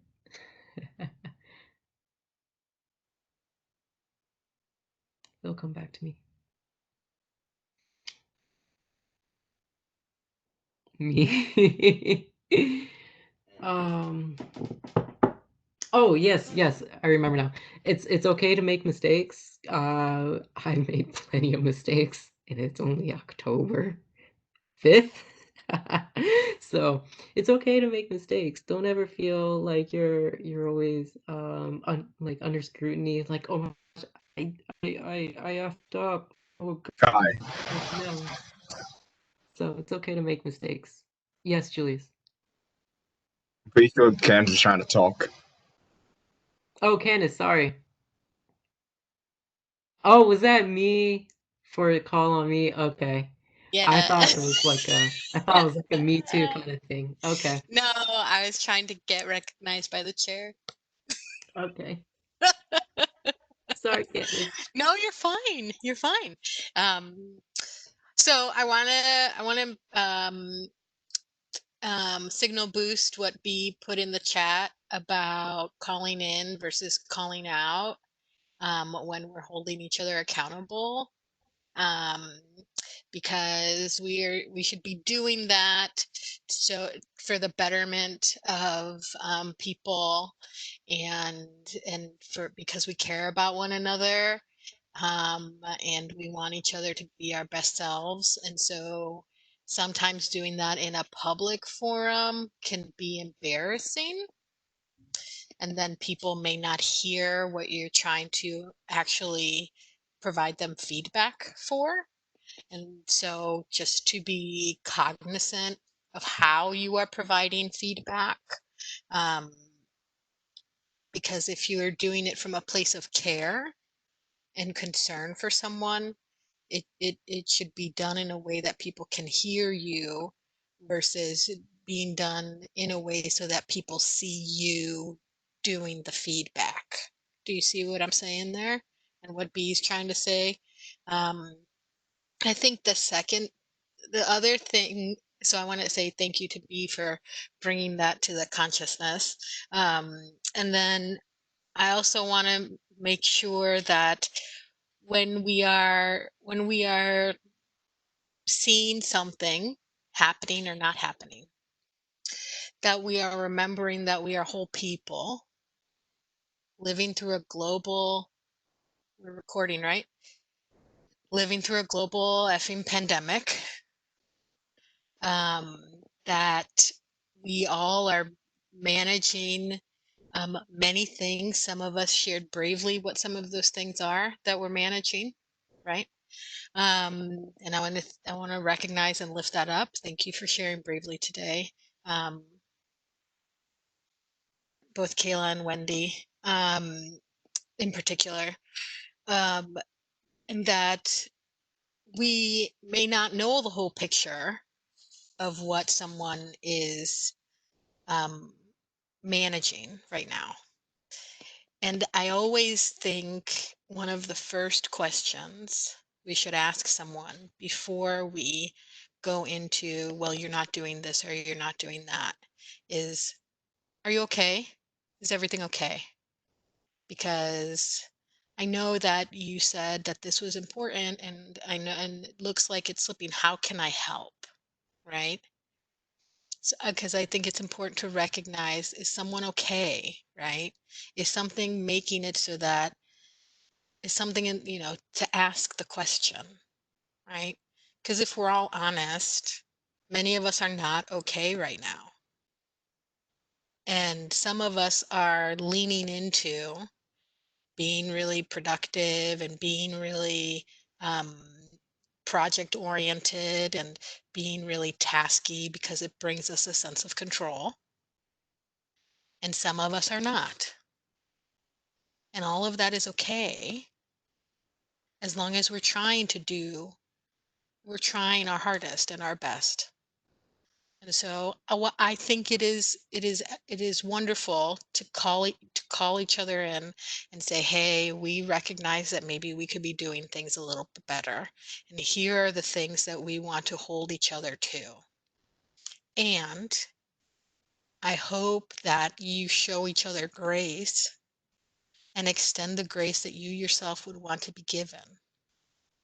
Because it is, I always say this, and also, well, and so you show each other grace and extend the grace you want to be given. And as it says in here, ask for help. The question I ask people a lot is, if someone asked you for help and they really needed it, would you do it? Would two shakes of a lamb's tail, my friends? Done. You need to stay at my house because you don't have somewhere to stay. You need to come and get on my internet because your internet's spotty and you want, like, you wear a mask. Cool. Like, you need someone to process with or someone to look over your email because you have some anxiety about sending it out. Yeah, I'll help you. The flip side of that question is, when you need help, do you ask for it? Right? It's very counterintuitive in our brains. I don't know. It's a very interesting space. When I need help, I'm afraid to ask for it because of how I think people will respond to me. But when people ask me for help and they really need it, I will drop everything and do it. Right? And somehow we can't get that to click in our brains.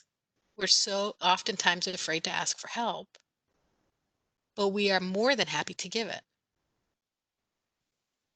So I encourage you and I push you all and I challenge you all to live to these commitments.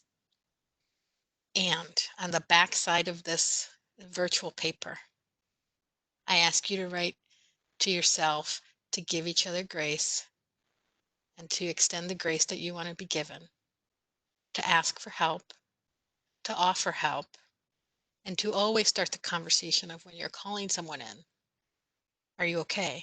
How are you doing? And then you can continue on, right? So that's what was rolling around in my brain. Oh, that was beautiful.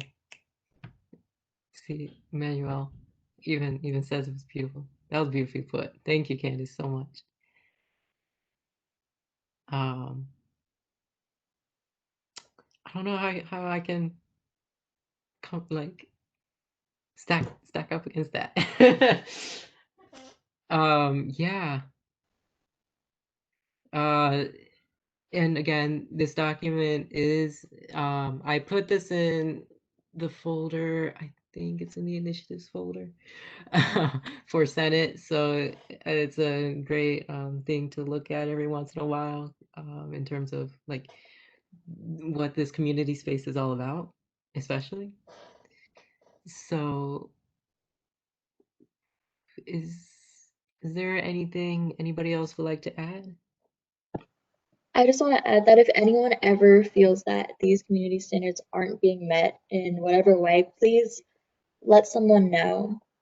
Because we're all agreeing on these, we're all working together to make these. So I'm assuming we all want to uphold them, right? So it's okay to notice, hey, this isn't going as well as we would want it to be, and just call attention to that because we all just want to make things better for each other. Mm-hmm. Yes, I want to echo what Wendy said.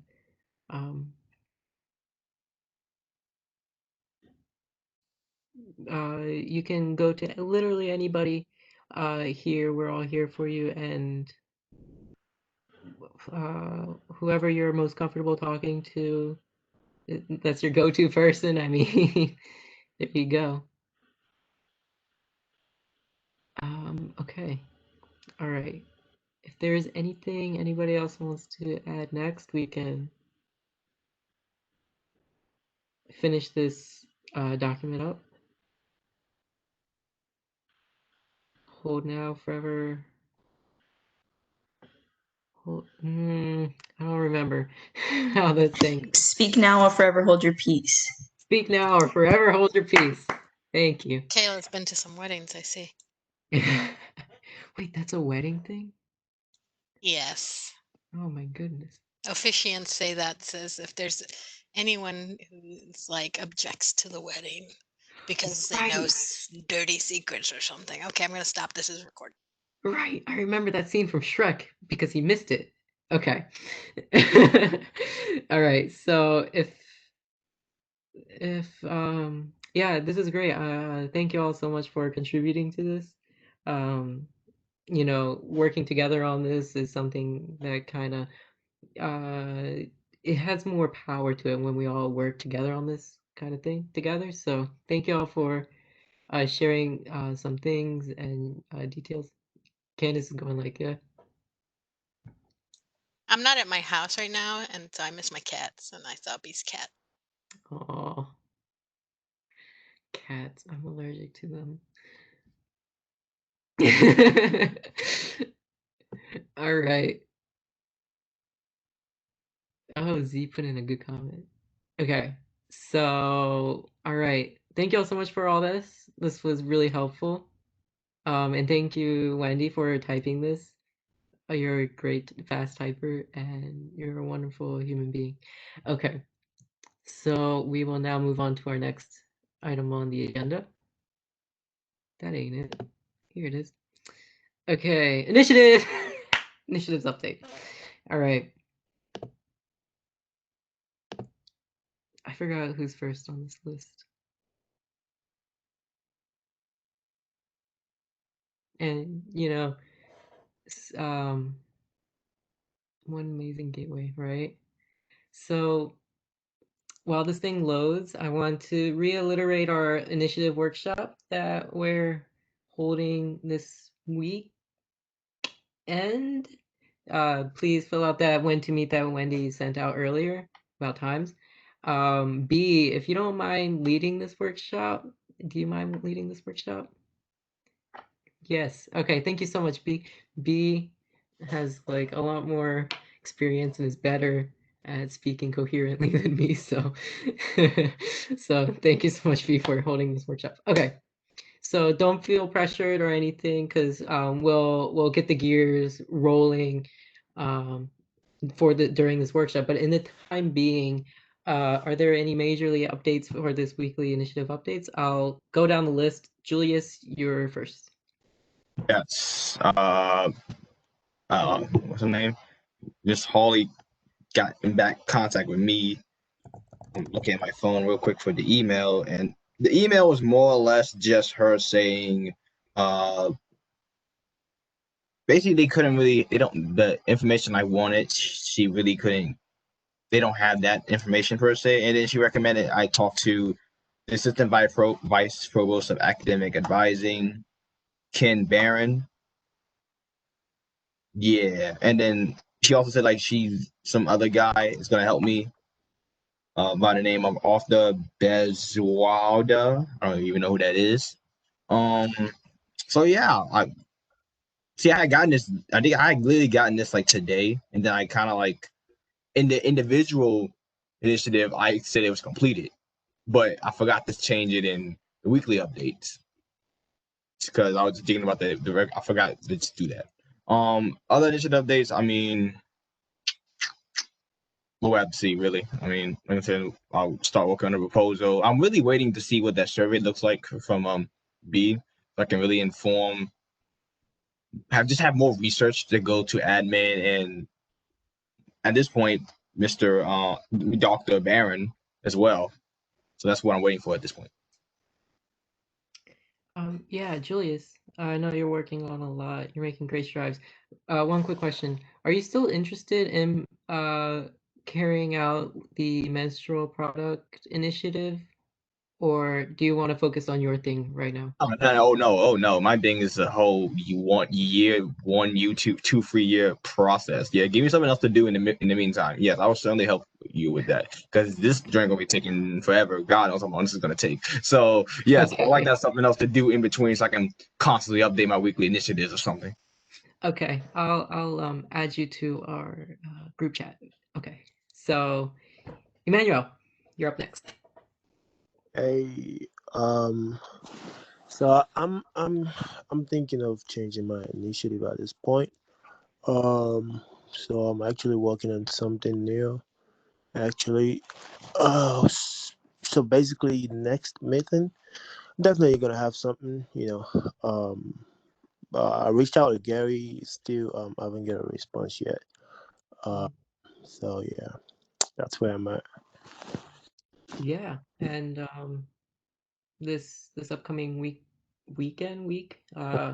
for our workshop, we'll tackle it head Oh, on together. So cool. yeah.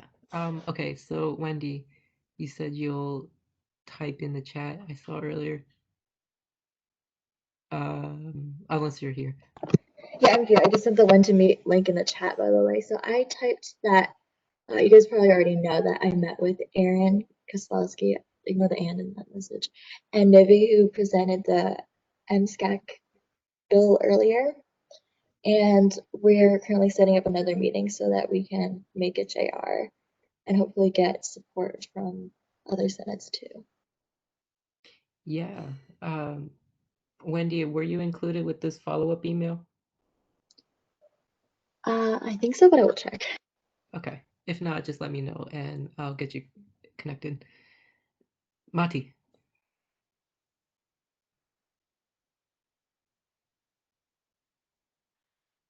Okay. Mati said, I spoke with Carlos from the Mosaic Center today, hey, about the multicultural initiative, and we are meant we are to meet later this week with Aaron to talk more on how to get this done, as well as have it fall under the I3B. I spoke to Joshua this morning about the Student Org Collab initiative, and he told me to reach out to SOST, so I'll attend the SOST meeting this Wednesday about this initiative. Meet with Tori, Courtney, and Joshua on Wednesday. Nice. And you're going to meet with the rest of your team on Friday. Great. What does SOST stand for again? Student Organization Support Team, I think. Oh, yeah. Okay. So with Josh, okay, Josh was all right. Got you. Thanks, Kayla. So I got in contact with Michael, but we only got as far as to say, hey, when are you available to talk? So I'm still waiting on a response. I think I'm gonna follow up with another email because it's been like 5 days. So I'm gonna follow up with another one and say, hey, about that meeting we were gonna, and in the meantime, while I'm waiting for a response, I'm gonna flesh out my ideas more so that we could have a like much more constructive conversation once we actually get to talking about my, ideas to mesh health and art together. Yeah, With coffee maybe. Yeah, definitely. Sounds great. I would be a little for the next couple of days. I would be a little more patient with Okamoka because they just had a recent break-in, and that's a lot to deal with currently. So I would be a little understanding and patient for the next couple of days. Yeah, that's no problem. I wasn't planning on like hounding them. That's why I waited. I was like, they probably have stuff to do, but in the meantime, I'm gonna try to find other ways to make myself busy. Yeah, definitely brainstorm for our workshop. All right, Mario. So I got the internal slides for the police department training at UMBC, and it was pretty brief. It was like, I think 11 slides total, and I didn't really like what I saw. And I was planning on communicating with the Office of Equity and Inclusion to follow up with that, because I did mention, I think like last week, that they have a specific task where they're looking at those types of trainings on campus. But more recently, I think this past week for me has been especially slow because it's just been scheduling meetings. So tomorrow I have 2 meetings. One is with the Florida Police Department, and that's so I can see the way that they structure their victims advocacy group. And then I also have a meeting with a student organization, I believe, on campus called We Believe You. I'm not too familiarized with their objectives and goals, so that's what the purpose of the meeting is for, so I can discuss that with them and my initiative as well and see if there can be like a potential collaboration or not. And then speaking of that, the reason why I have a meeting with them is because Jess Myers connected us, and so I do have a meeting with her too later down the month, like October 22nd, so that's like way down the month, and I'm hoping that something can come of that as well. But at the moment, it still doesn't seem like there's a pre-existing type of group for what I want to establish. And I just want to make sure that that's the case and continue collaborating with the people that I've set up appointments for. Yeah, definitely. Contacting OAI about your concerns about the police department slides is definitely a major thing. Do you know who to contact within OEI, or are you just going to contact the general email? I have been in primary contact with Everett throughout the entire process because Everett was the one that mentioned that the slides themselves and the internal training was very insufficient. And then I saw it for myself and I was like, yeah, this is very not good. And so I'm going to contact Everett again about it. Yeah, great. Okay. We love to see that. Uh, Building these connections and using your resources with different departments. All right, Meta. Hi. So for my updates, I heard back from Gary, I think, and Brittany R. Brown, who was Assistant Vice President of Student Affairs, about the update for having outdoor classes. And it turns out when I reached out to them, they already had these plans in mind, and I think they sent out emails a couple days after I heard back about some of the outdoor classes they were having, and it was like yoga by the, like literally exactly what I wanted, and they're already doing it. So they're doing yoga by the pond for 2 days this month, and then they're doing Zumba dance on Erickson Field and stuff. So like and like meditation walks. So like they already had their whole thing, and I did contact someone else because she told me that if they want to get involved as a SGA representative, I can get contact Paisley Martin, and that's what I did. So I'll try to just follow up just to make sure that like my like there's my own input is also being put for that because I don't know exactly. I mean, I know they had their whole team and everything, but I don't know who is speaking up for that. Yeah. So she also did encourage me to think of other ways to get people involved in like exercise and stuff, and I already did have an idea. So I followed up on my I contacted Ryan, who's the membership director at the Y in Canesville, to ask if like UMBC students can get discounts. And I actually wanted to update someone because I feel like someone was working on like getting um, basically Arbutus and stuff to be more of a campus town. So I wanted to contact whoever was working on that just so I can like, because I think that falls into it because I want to basically communicate with businesses near here. That would be Rashad. Oh, Yeah. it's is he? Are you doing stuff like this still, or is that not part of it? Pardon, could you repeat the question again? Basically, I wanted to I was reaching out to you because I guess you're the one in charge of, or like you're trying to get people involved, like Arbutus more involved in campus life. And I wanted to basically get, I contacted the Y in Canesville to hear if they wanted to give us like a student discount because we can't use our own rack with them. Basically, I just wanted to get in contact with you already in case you already reached out to them, or I don't know, we can collab. But I didn't know that it was you, so. So no, I actually have not reached out to the Y. I think it's a great idea. If you want to set up a time with me so we can go over that, because I know you have a lot of interest in the Arbutus region too, and there's a lot of work in that region with the student discounts and everything. So we can talk about that if you want to set up a little meeting with me. I can definitely follow up on that. And yeah, so I'm gonna follow up with that just to. I think that's also a really great replacement because I don't think UMBC is looking forward to opening up the rack anytime soon. I mean, definitely not this semester, but I don't know if they'll do it for next semester. And I did want a long-term solution. So yeah, and that's all I have for now. Yeah, wonderful, wonderful, wonderful. Um, I have an idea.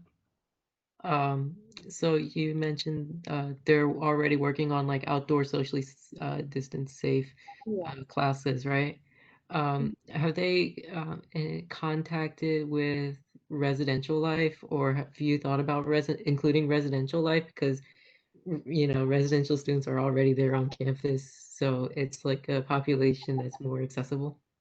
So let me just look at the email real quick. It was like a lot of different offices that they were working with. I think like one of them was like student affairs, and I think another one was the RAC and commuter engagement and transfers. They were working a lot. I feel like they had their whole like thing set up already, so I think they would have included them. I mean, I was surprised that the RAC would do this, so I thought that would more fall into SGA/Res Life, but or SEV even. But yeah, I think they're good with that. So, but I'm still gonna follow up with them in case I can be of help. Yeah, great. Wow, thank you so much, Mena. Making great strides. Okay, Naila Benet.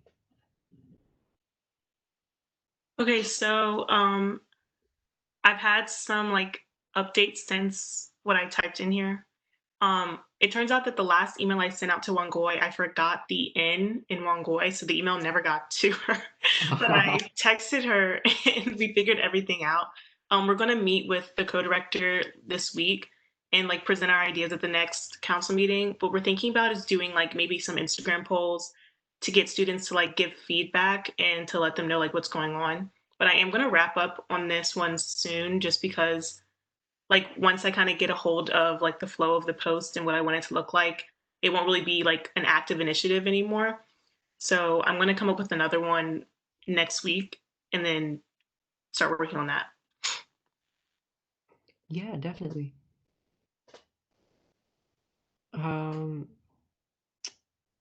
Wangoy was here earlier. I wish she would have stayed, but she was busy and it's understandable. So, but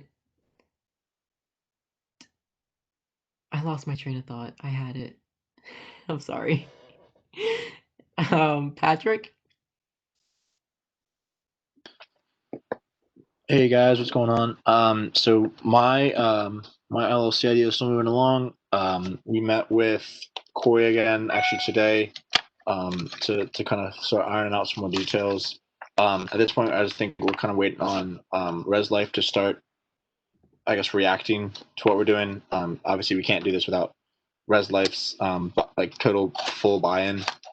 So that's definitely gonna be a hurdle we face, but I'm confident we can overcome that. So that's where we are right now.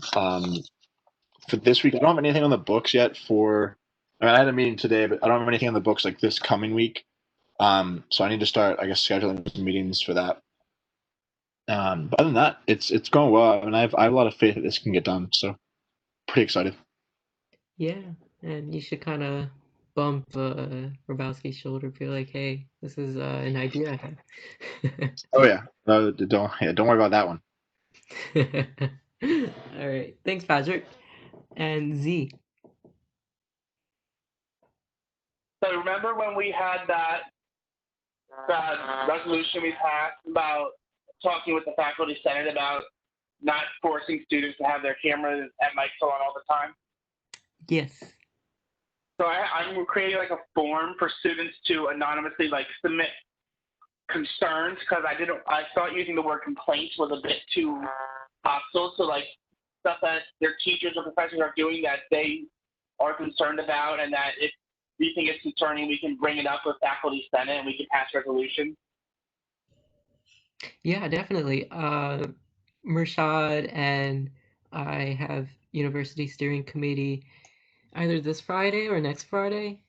I can't remember if it's this week or next week, but it's definitely on the agenda, and having uh, students' concerns, like a pool of students' concerns, definitely reinforces the idea of how important and kind of not, I don't want to say necessary, but like what it means, what this means to students.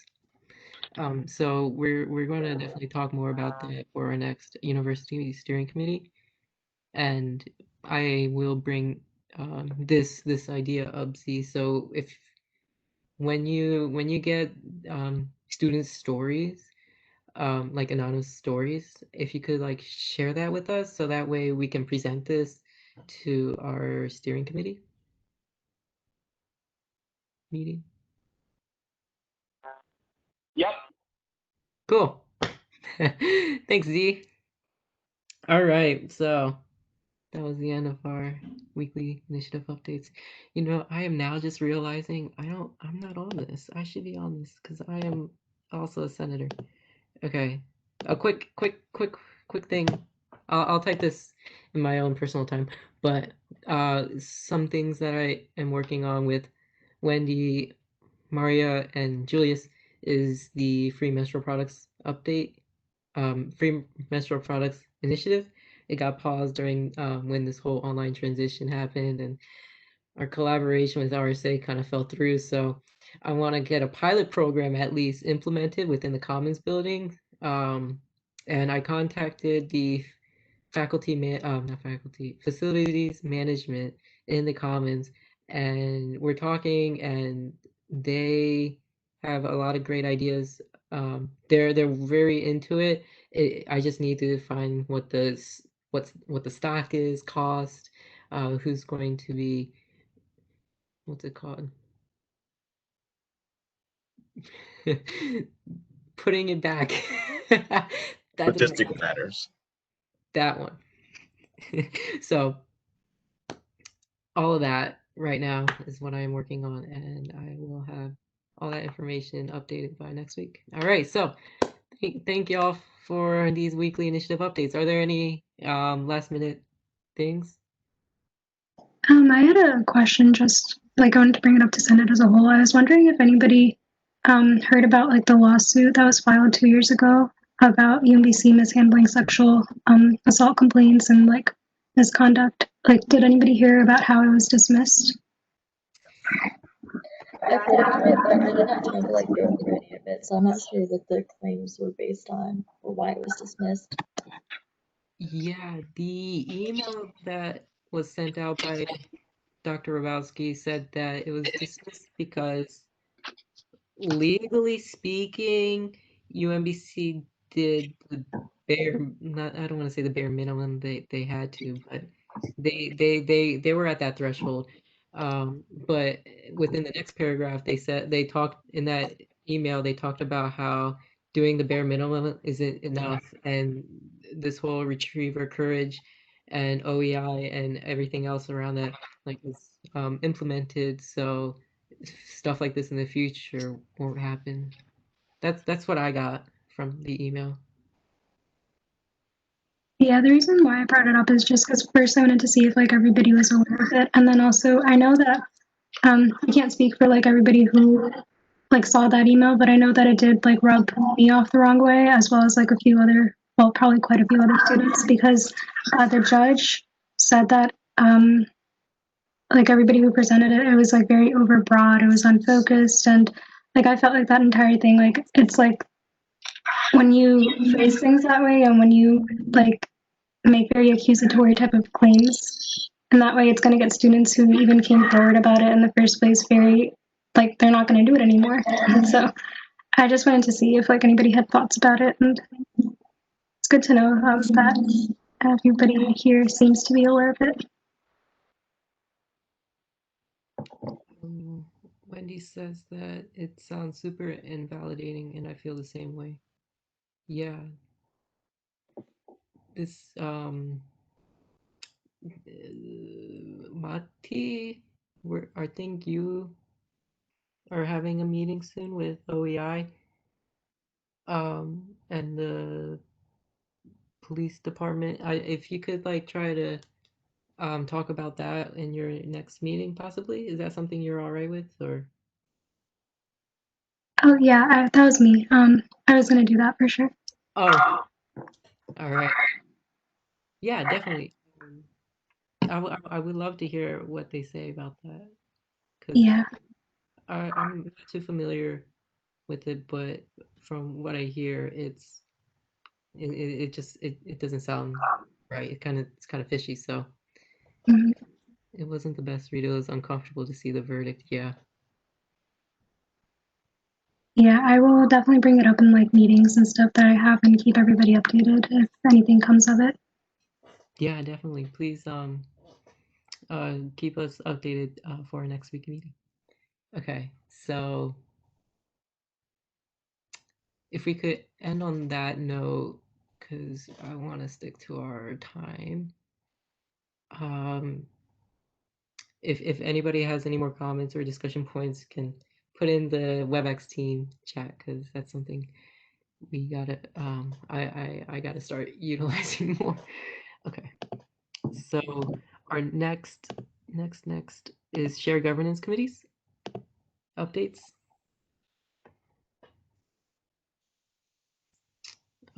Julius, I know you had one. Yes. Yeah. Would you mind going to the, since you already just screen shared? Well, yeah, Sure. class committee. Thank you. I don't know why I was having. I don't know what's wrong.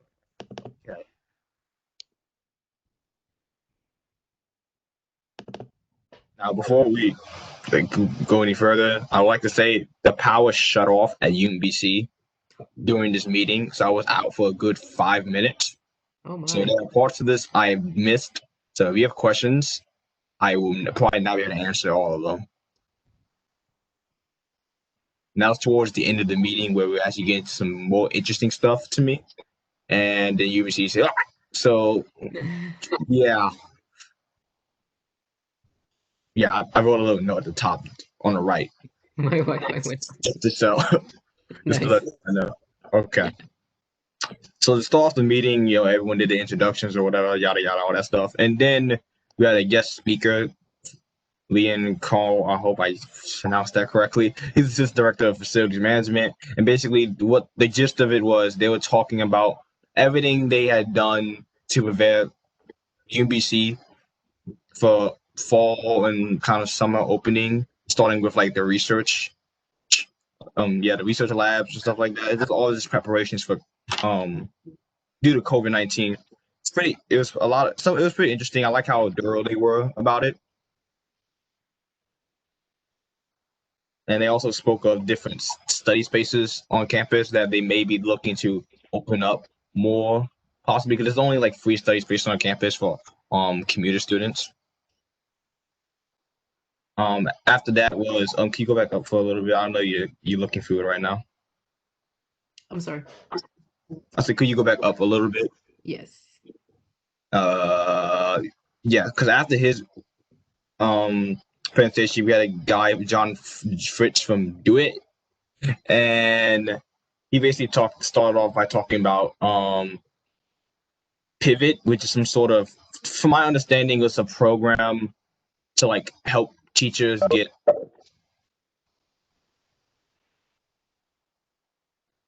Did they mention where the new study space will be located? They were possibly looking at like this. What's the name of the building up on the hill? The tech building, the engineering building. Just like because they were talking this guy like there's multiple classes. ITE, thank you very much. There are multiple building classes that are open on campus, and students were already kind of taking advantage of those places on campus to hang out in them and do study groups, social distance, as they put it in the meeting. But no official places yet, per se yet, because they just want to make sure people can be socially distanced and all that stuff. But they were speaking on it. These meetings happen once a month, so getting information to and from will be probably difficult. Like the next one is October 27th. But the Do It guy, he was talking about basically they're watching like an increase of different programs like Panato, VoiceThread, based off of UMBC's Wi-Fi. I think they were using based off of UMBC's Wi-Fi or something. I'm not really sure how they were tracking it per se. I think it was using UMBC's Wi-Fi. And they were talking about the upticks and stuff. They showed a few bar graphs here and there. And they also talking about the thing called Pivot, which is, I assume, the way they described it to me, is basically a program from teachers to get acclimated with virtual, to adjust their core. Yes, go ahead, Candace. After you're done with the pivot part, I have actually done the pivot program, so I would be happy to provide any insight into it. Okay. Basically, they're just talking about how they wanted to redesign more winter and spring courses to reflect the training these teachers have gone through for hybrid courses and online courses. And another interesting fact that most professors that went to these workshops were from the CAS department, College of Arts, Humanitarian, Social Sciences, and they want feedback from students soon about how that were in these programs. I'm assuming, I don't think I'm in any of these programs, so I'm not sure if any of you are in these programs as students, but they want feedback on to see how these courses are going and how they're effective. How effective are they for students? Candace, you can go ahead and explain the program. Yeah, so the program so instructors can do it either at their own pace or they can enroll in it like they have it done live. And it's 5 like an hour and a half courses that talk about how to structure your hybrid or online class, how to use the tools that are available in Blackboard and other places online to interact with your students, things like Panopto, things like VoiceThread, things like I don't know if they talk about Flipgrid in there, but maybe Flipgrid, like just talking about like how to make it an interactive course versus just like a student sitting having to stare at a computer screen, listen to someone, and then having to be like quizzed on that, like because that's boring AF. So like you can watch them online. They're available for anyone to watch, but also they do them synchronously sometimes. I haven't seen one come out recently, but I thought they were really good. Some of it is common sense, but some of it for people who, maybe have never taught an online course, who've been maybe teaching for a while, and this is their first foray into this. I mean, it is probably as difficult, if not more difficult, for them to transition their classes. I'm glad I'm sure you hear my kids screaming in the background. But yeah, I think it is. I think all of the instructors and the professors should do it. Right. Thank you for that clarification. Next, they also spoke about how teachers. Oh, let's start on this overhaul of the switching to Blackboard Ultra. I didn't even know what that was until like this semester because I have a class in Blackboard Ultra, and it is different. It's better, I guess, from regular Blackboard. And even though they have their own disadvantages and working and all that other stuff. And the interesting fact about that is they're trying to get this all the way through 100% overhaul by I believe they said fall 2021. And another slight correlation is your pivot courses are going to be Blackboard Ultra courses more than likely. That's just a little trend that they've seen. The next thing they talked about was loaning laptops, and this is kind of when I had begun to get yeeted out of the Wi-Fi in the sense. My Wi-Fi cut out.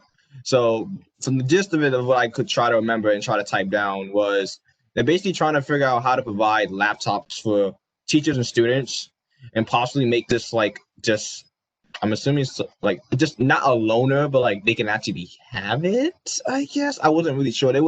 They're being kind of confusing, but they're trying to basically looking to upgrade and revamp the loaner system that's already in place. I'm assuming. Okay, exactly. Talking about letting students borrow laptops. Yeah, there's a loaner system apparently, but I flew to the library. I think I flew to the library. I'm pretty sure.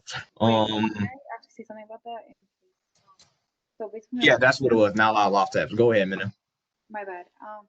Apparently my brother rented out a laptop and it was like for 2 days, and because his laptop actually broke, so he didn't have access to anything, and then like he kept it for a week because he thought like it was like long term, but it's only for like 2 days. So I thought that policy was actually kind of bad because right now at this time students they can't go to the library and borrow the laptop over there. So like for my brother, for example, like that was really hard. So I actually do want to follow up with that just in case. I mean, I'm really glad to hear that they're gonna make it like a semester long. Is that what they're trying to do? A semester long loan? Because I feel like that's really needed right now. Yeah, basically that's what they're trying. They're just trying to revamp the loaner system and provide better quality laptops, all these other things, just to really help the students out. Let it be commuters on campus. Anyone that has just tech problems, they really trying to help them out, and they're trying to just figure out where they can get the funding from, and just all these other things, and potentially write up something to go to admin about. Next is basically they also and this is also like just kind of going in and out over the Wi-Fi. They were talking about basically creating more rooms on campus for hybrid courses. These are potentially like 4 courses in the IT building, and some in Sondheim, one in admin, the giant admin room, I think lecture hall, stuff like that.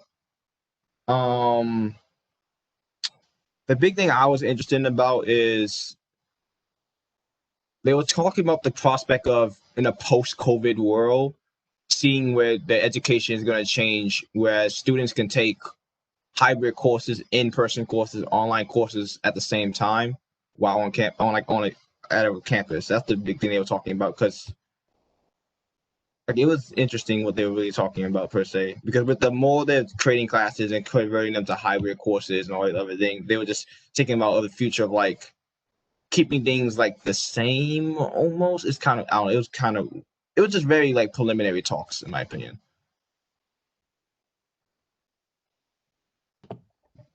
Yeah, that's very interesting talking about post-COVID because you're like, wow, we're like what, 10 months in, it's gonna end soon. So it's really interesting what they're talking about post-COVID. If you have any other like questions I want that I should take back to them, if I can even have the time to take back to them back in October 27th, at the bottom if you scroll down some more, Kai, I literally have something that says like just type your questions in or anybody. If you can go in the doc or whatever, just slap all your questions in there, really, because we are on a time limit right now in SGA in the Senate meeting. So feel free to pull all that stuff down. I will look back at them definitely before the next meeting. And all of this is in the shared SGA file, so all of you have access to it. Wow, so yeah, go ahead and do that. Yeah, that's really great. I really love this. I really like this. Thanks, Julius. All right, that's a cool idea. That's a really good idea. Thanks, Julius. Well, maybe we'll add that to our template. Yeah, thank you, Julius, for that update. Are there any other shared governance committee updates?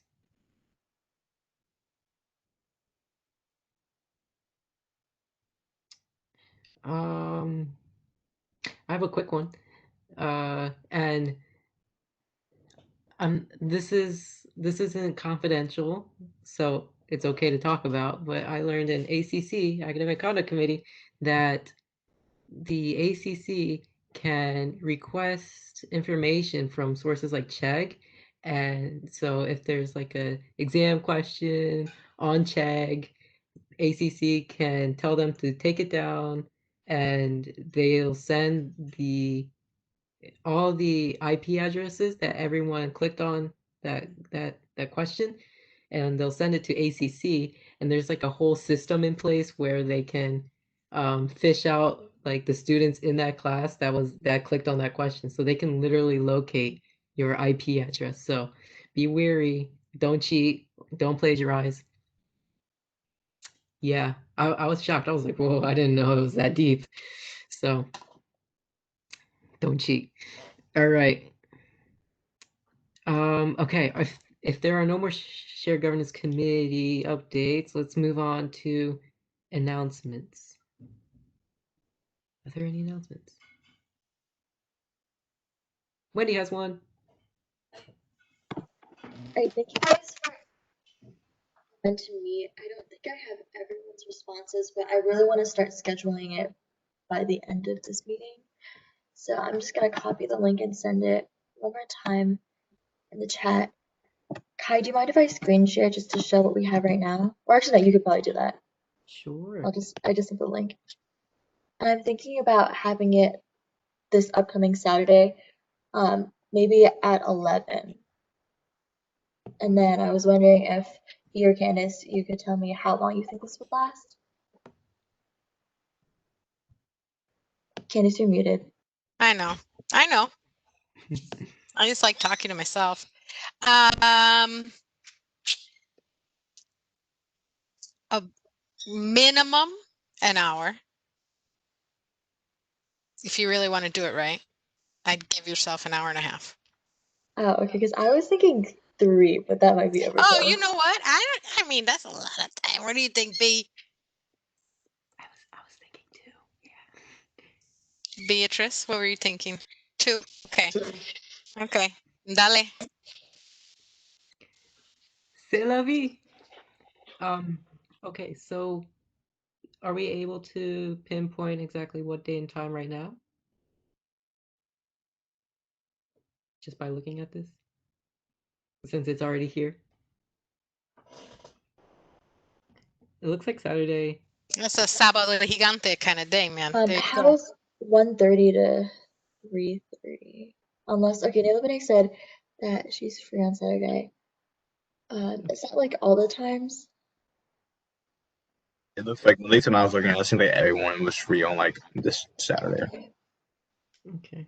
Because I was looking at 1:30 because that's when B is free, and if she's okay with running the meeting, that would work best. And then everyone else who's responded, except Monty and Naila Benek, everyone else is available from 1:30 to 3:30. So, do you want to do that Saturday 1:30 to 3:30? Yeah, B, would you rather have us push it to 2 since you said you're busy before 1:30? Okay, let's do 2 to 2 to 4? 4. I can't do math. Me neither. I used to be a math minor and a STEM major. Okay, so 2 to 4. Okay, it looks like everyone's available because Naila Benet and Monty already said that in the chat. So I can reach out to Patrick individually and anyone else who hasn't done this. Yeah. So, in the meantime, Wendy, if you could set up this, I know you said you wanted to have this on Zoom. So if you could set up this Zoom meeting and then put it on our calendars or send us the link and we'll go through there. All right, cool. Glad we got that taken care of. Is that it? Is there anything else? Rashad says me. So I am looking for one brave, beautiful soul to volunteer to serve on the Student Fee Advisory Committee. When is and that is basically the committee that advises the university based on how much fees they're charging. The basic gist of it. If I don't have much information about it personally, or that much either, other than the fact that it's comprised of 5 different students. Can you guys hear me? I can. Okay, perfect. Yeah, so it's comprised of 5 different students at different demographics. So if anyone could volunteer to sit on that, that'd be great. Candace, do you mind? I know what it is. May I? Yes. Oh, I may? Okay, great. Okay, so the Student Fee Advisory Board committee, I can't remember which one it is a group of students that review all of the proposed changes to student fees, and then hear presentations from what are called fee owners. So those are the people who are in charge of collecting those fees. So for instance, the commons fee or the student activities fee, that's your fee, or your IT fee or your parking fee or your athletics fee, like all of those people or all of those fees have people or peoples who are in charge of that. And so that group meets, and they receive presentations from fee owners who are looking to increase or who are looking to change their fee. Typically, it's increase their fee. And they hear presentations about why they want to do it. And based on those presentations, they make recommendations to the university about whether or not the fees changes should take place. There also is an open forum that happens in February for all students to come to hear these presentations as well. But the students who come from across a cross section of UMBC meet a couple of times to hear the presentations, 2 or 3 times, and then there's some independent work that happens. Yes, there's some independent work that happens where they're working on the recommendation document, because they do have to put together a document that says, okay, we reviewed the proposal from athletics. They said X, Y, and Z. We think they should they should be allowed to increase their fee because X, A, B, and C, or we don't think they should increase their fee that much. We think it should only be this, and blah, blah, blah, blah, blah, all that kind of stuff. And then you submit those recommendations to the university, and that's part of what they use to make the decisions on whether or not to allow fee increases. You know, it takes people who understand that there's a cost to running a university, and also like people who can ask really good questions. So I'd say last year they met maybe 6 times in total. Out of the entire year, or a year? Yeah. Let me look. Because Brittany is convening it. Hold on. Sent. Student fee advisory board.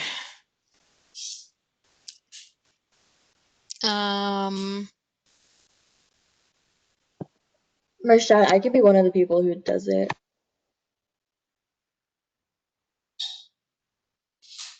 Yeah, so they're nominated right now, and then there'll be an orientation meeting. There'll be presentations of proposed fee increases. So they'll probably do maybe 2, depending on how many fees are being increased, right? They probably could fit into presentations a meeting.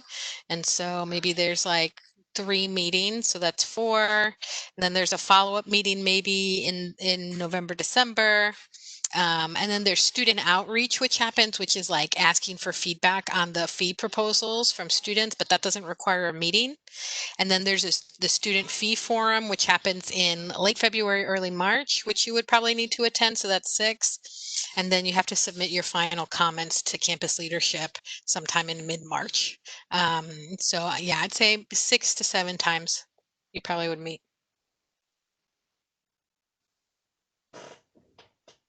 Wendy or Mena? Wendy, you say you were interested as well, right? So they're only looking for 1 undergraduate student, so you can choose among yourselves.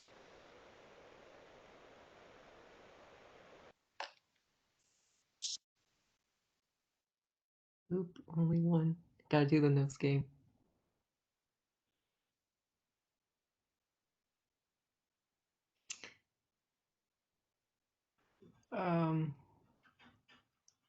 Okay.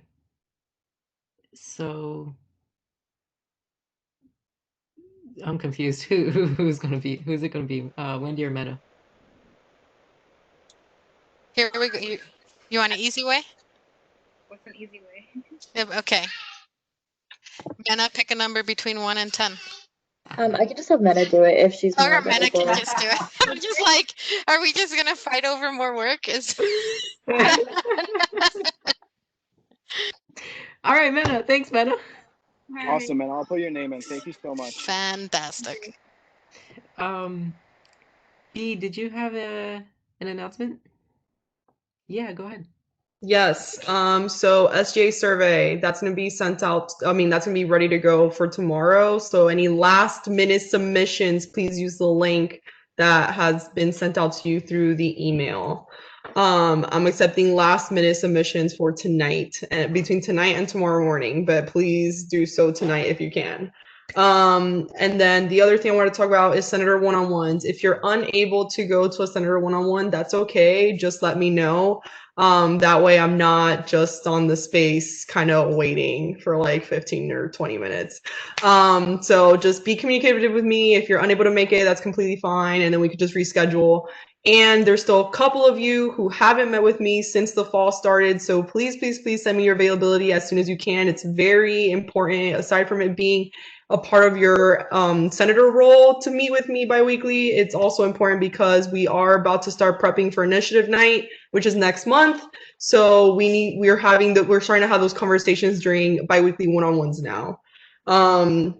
And then the last thing I wanted to bring up, a quick little shameless plug for leadership programs, MLE, which stands for Multicultural Leadership Experience. If you are interested in going to that, I'm going to drop the link in the chat. please register. We originally had registration closed till September 18th. However, we're leaving it open now for session 2 and session 3.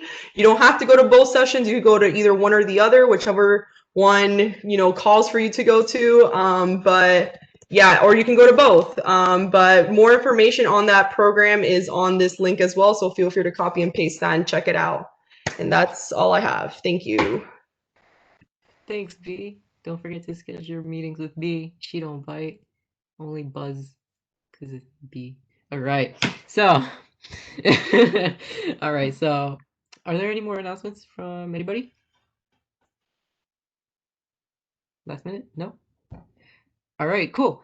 And with that, I adjourn the meeting at 7:45 p.m. and I will stop recording.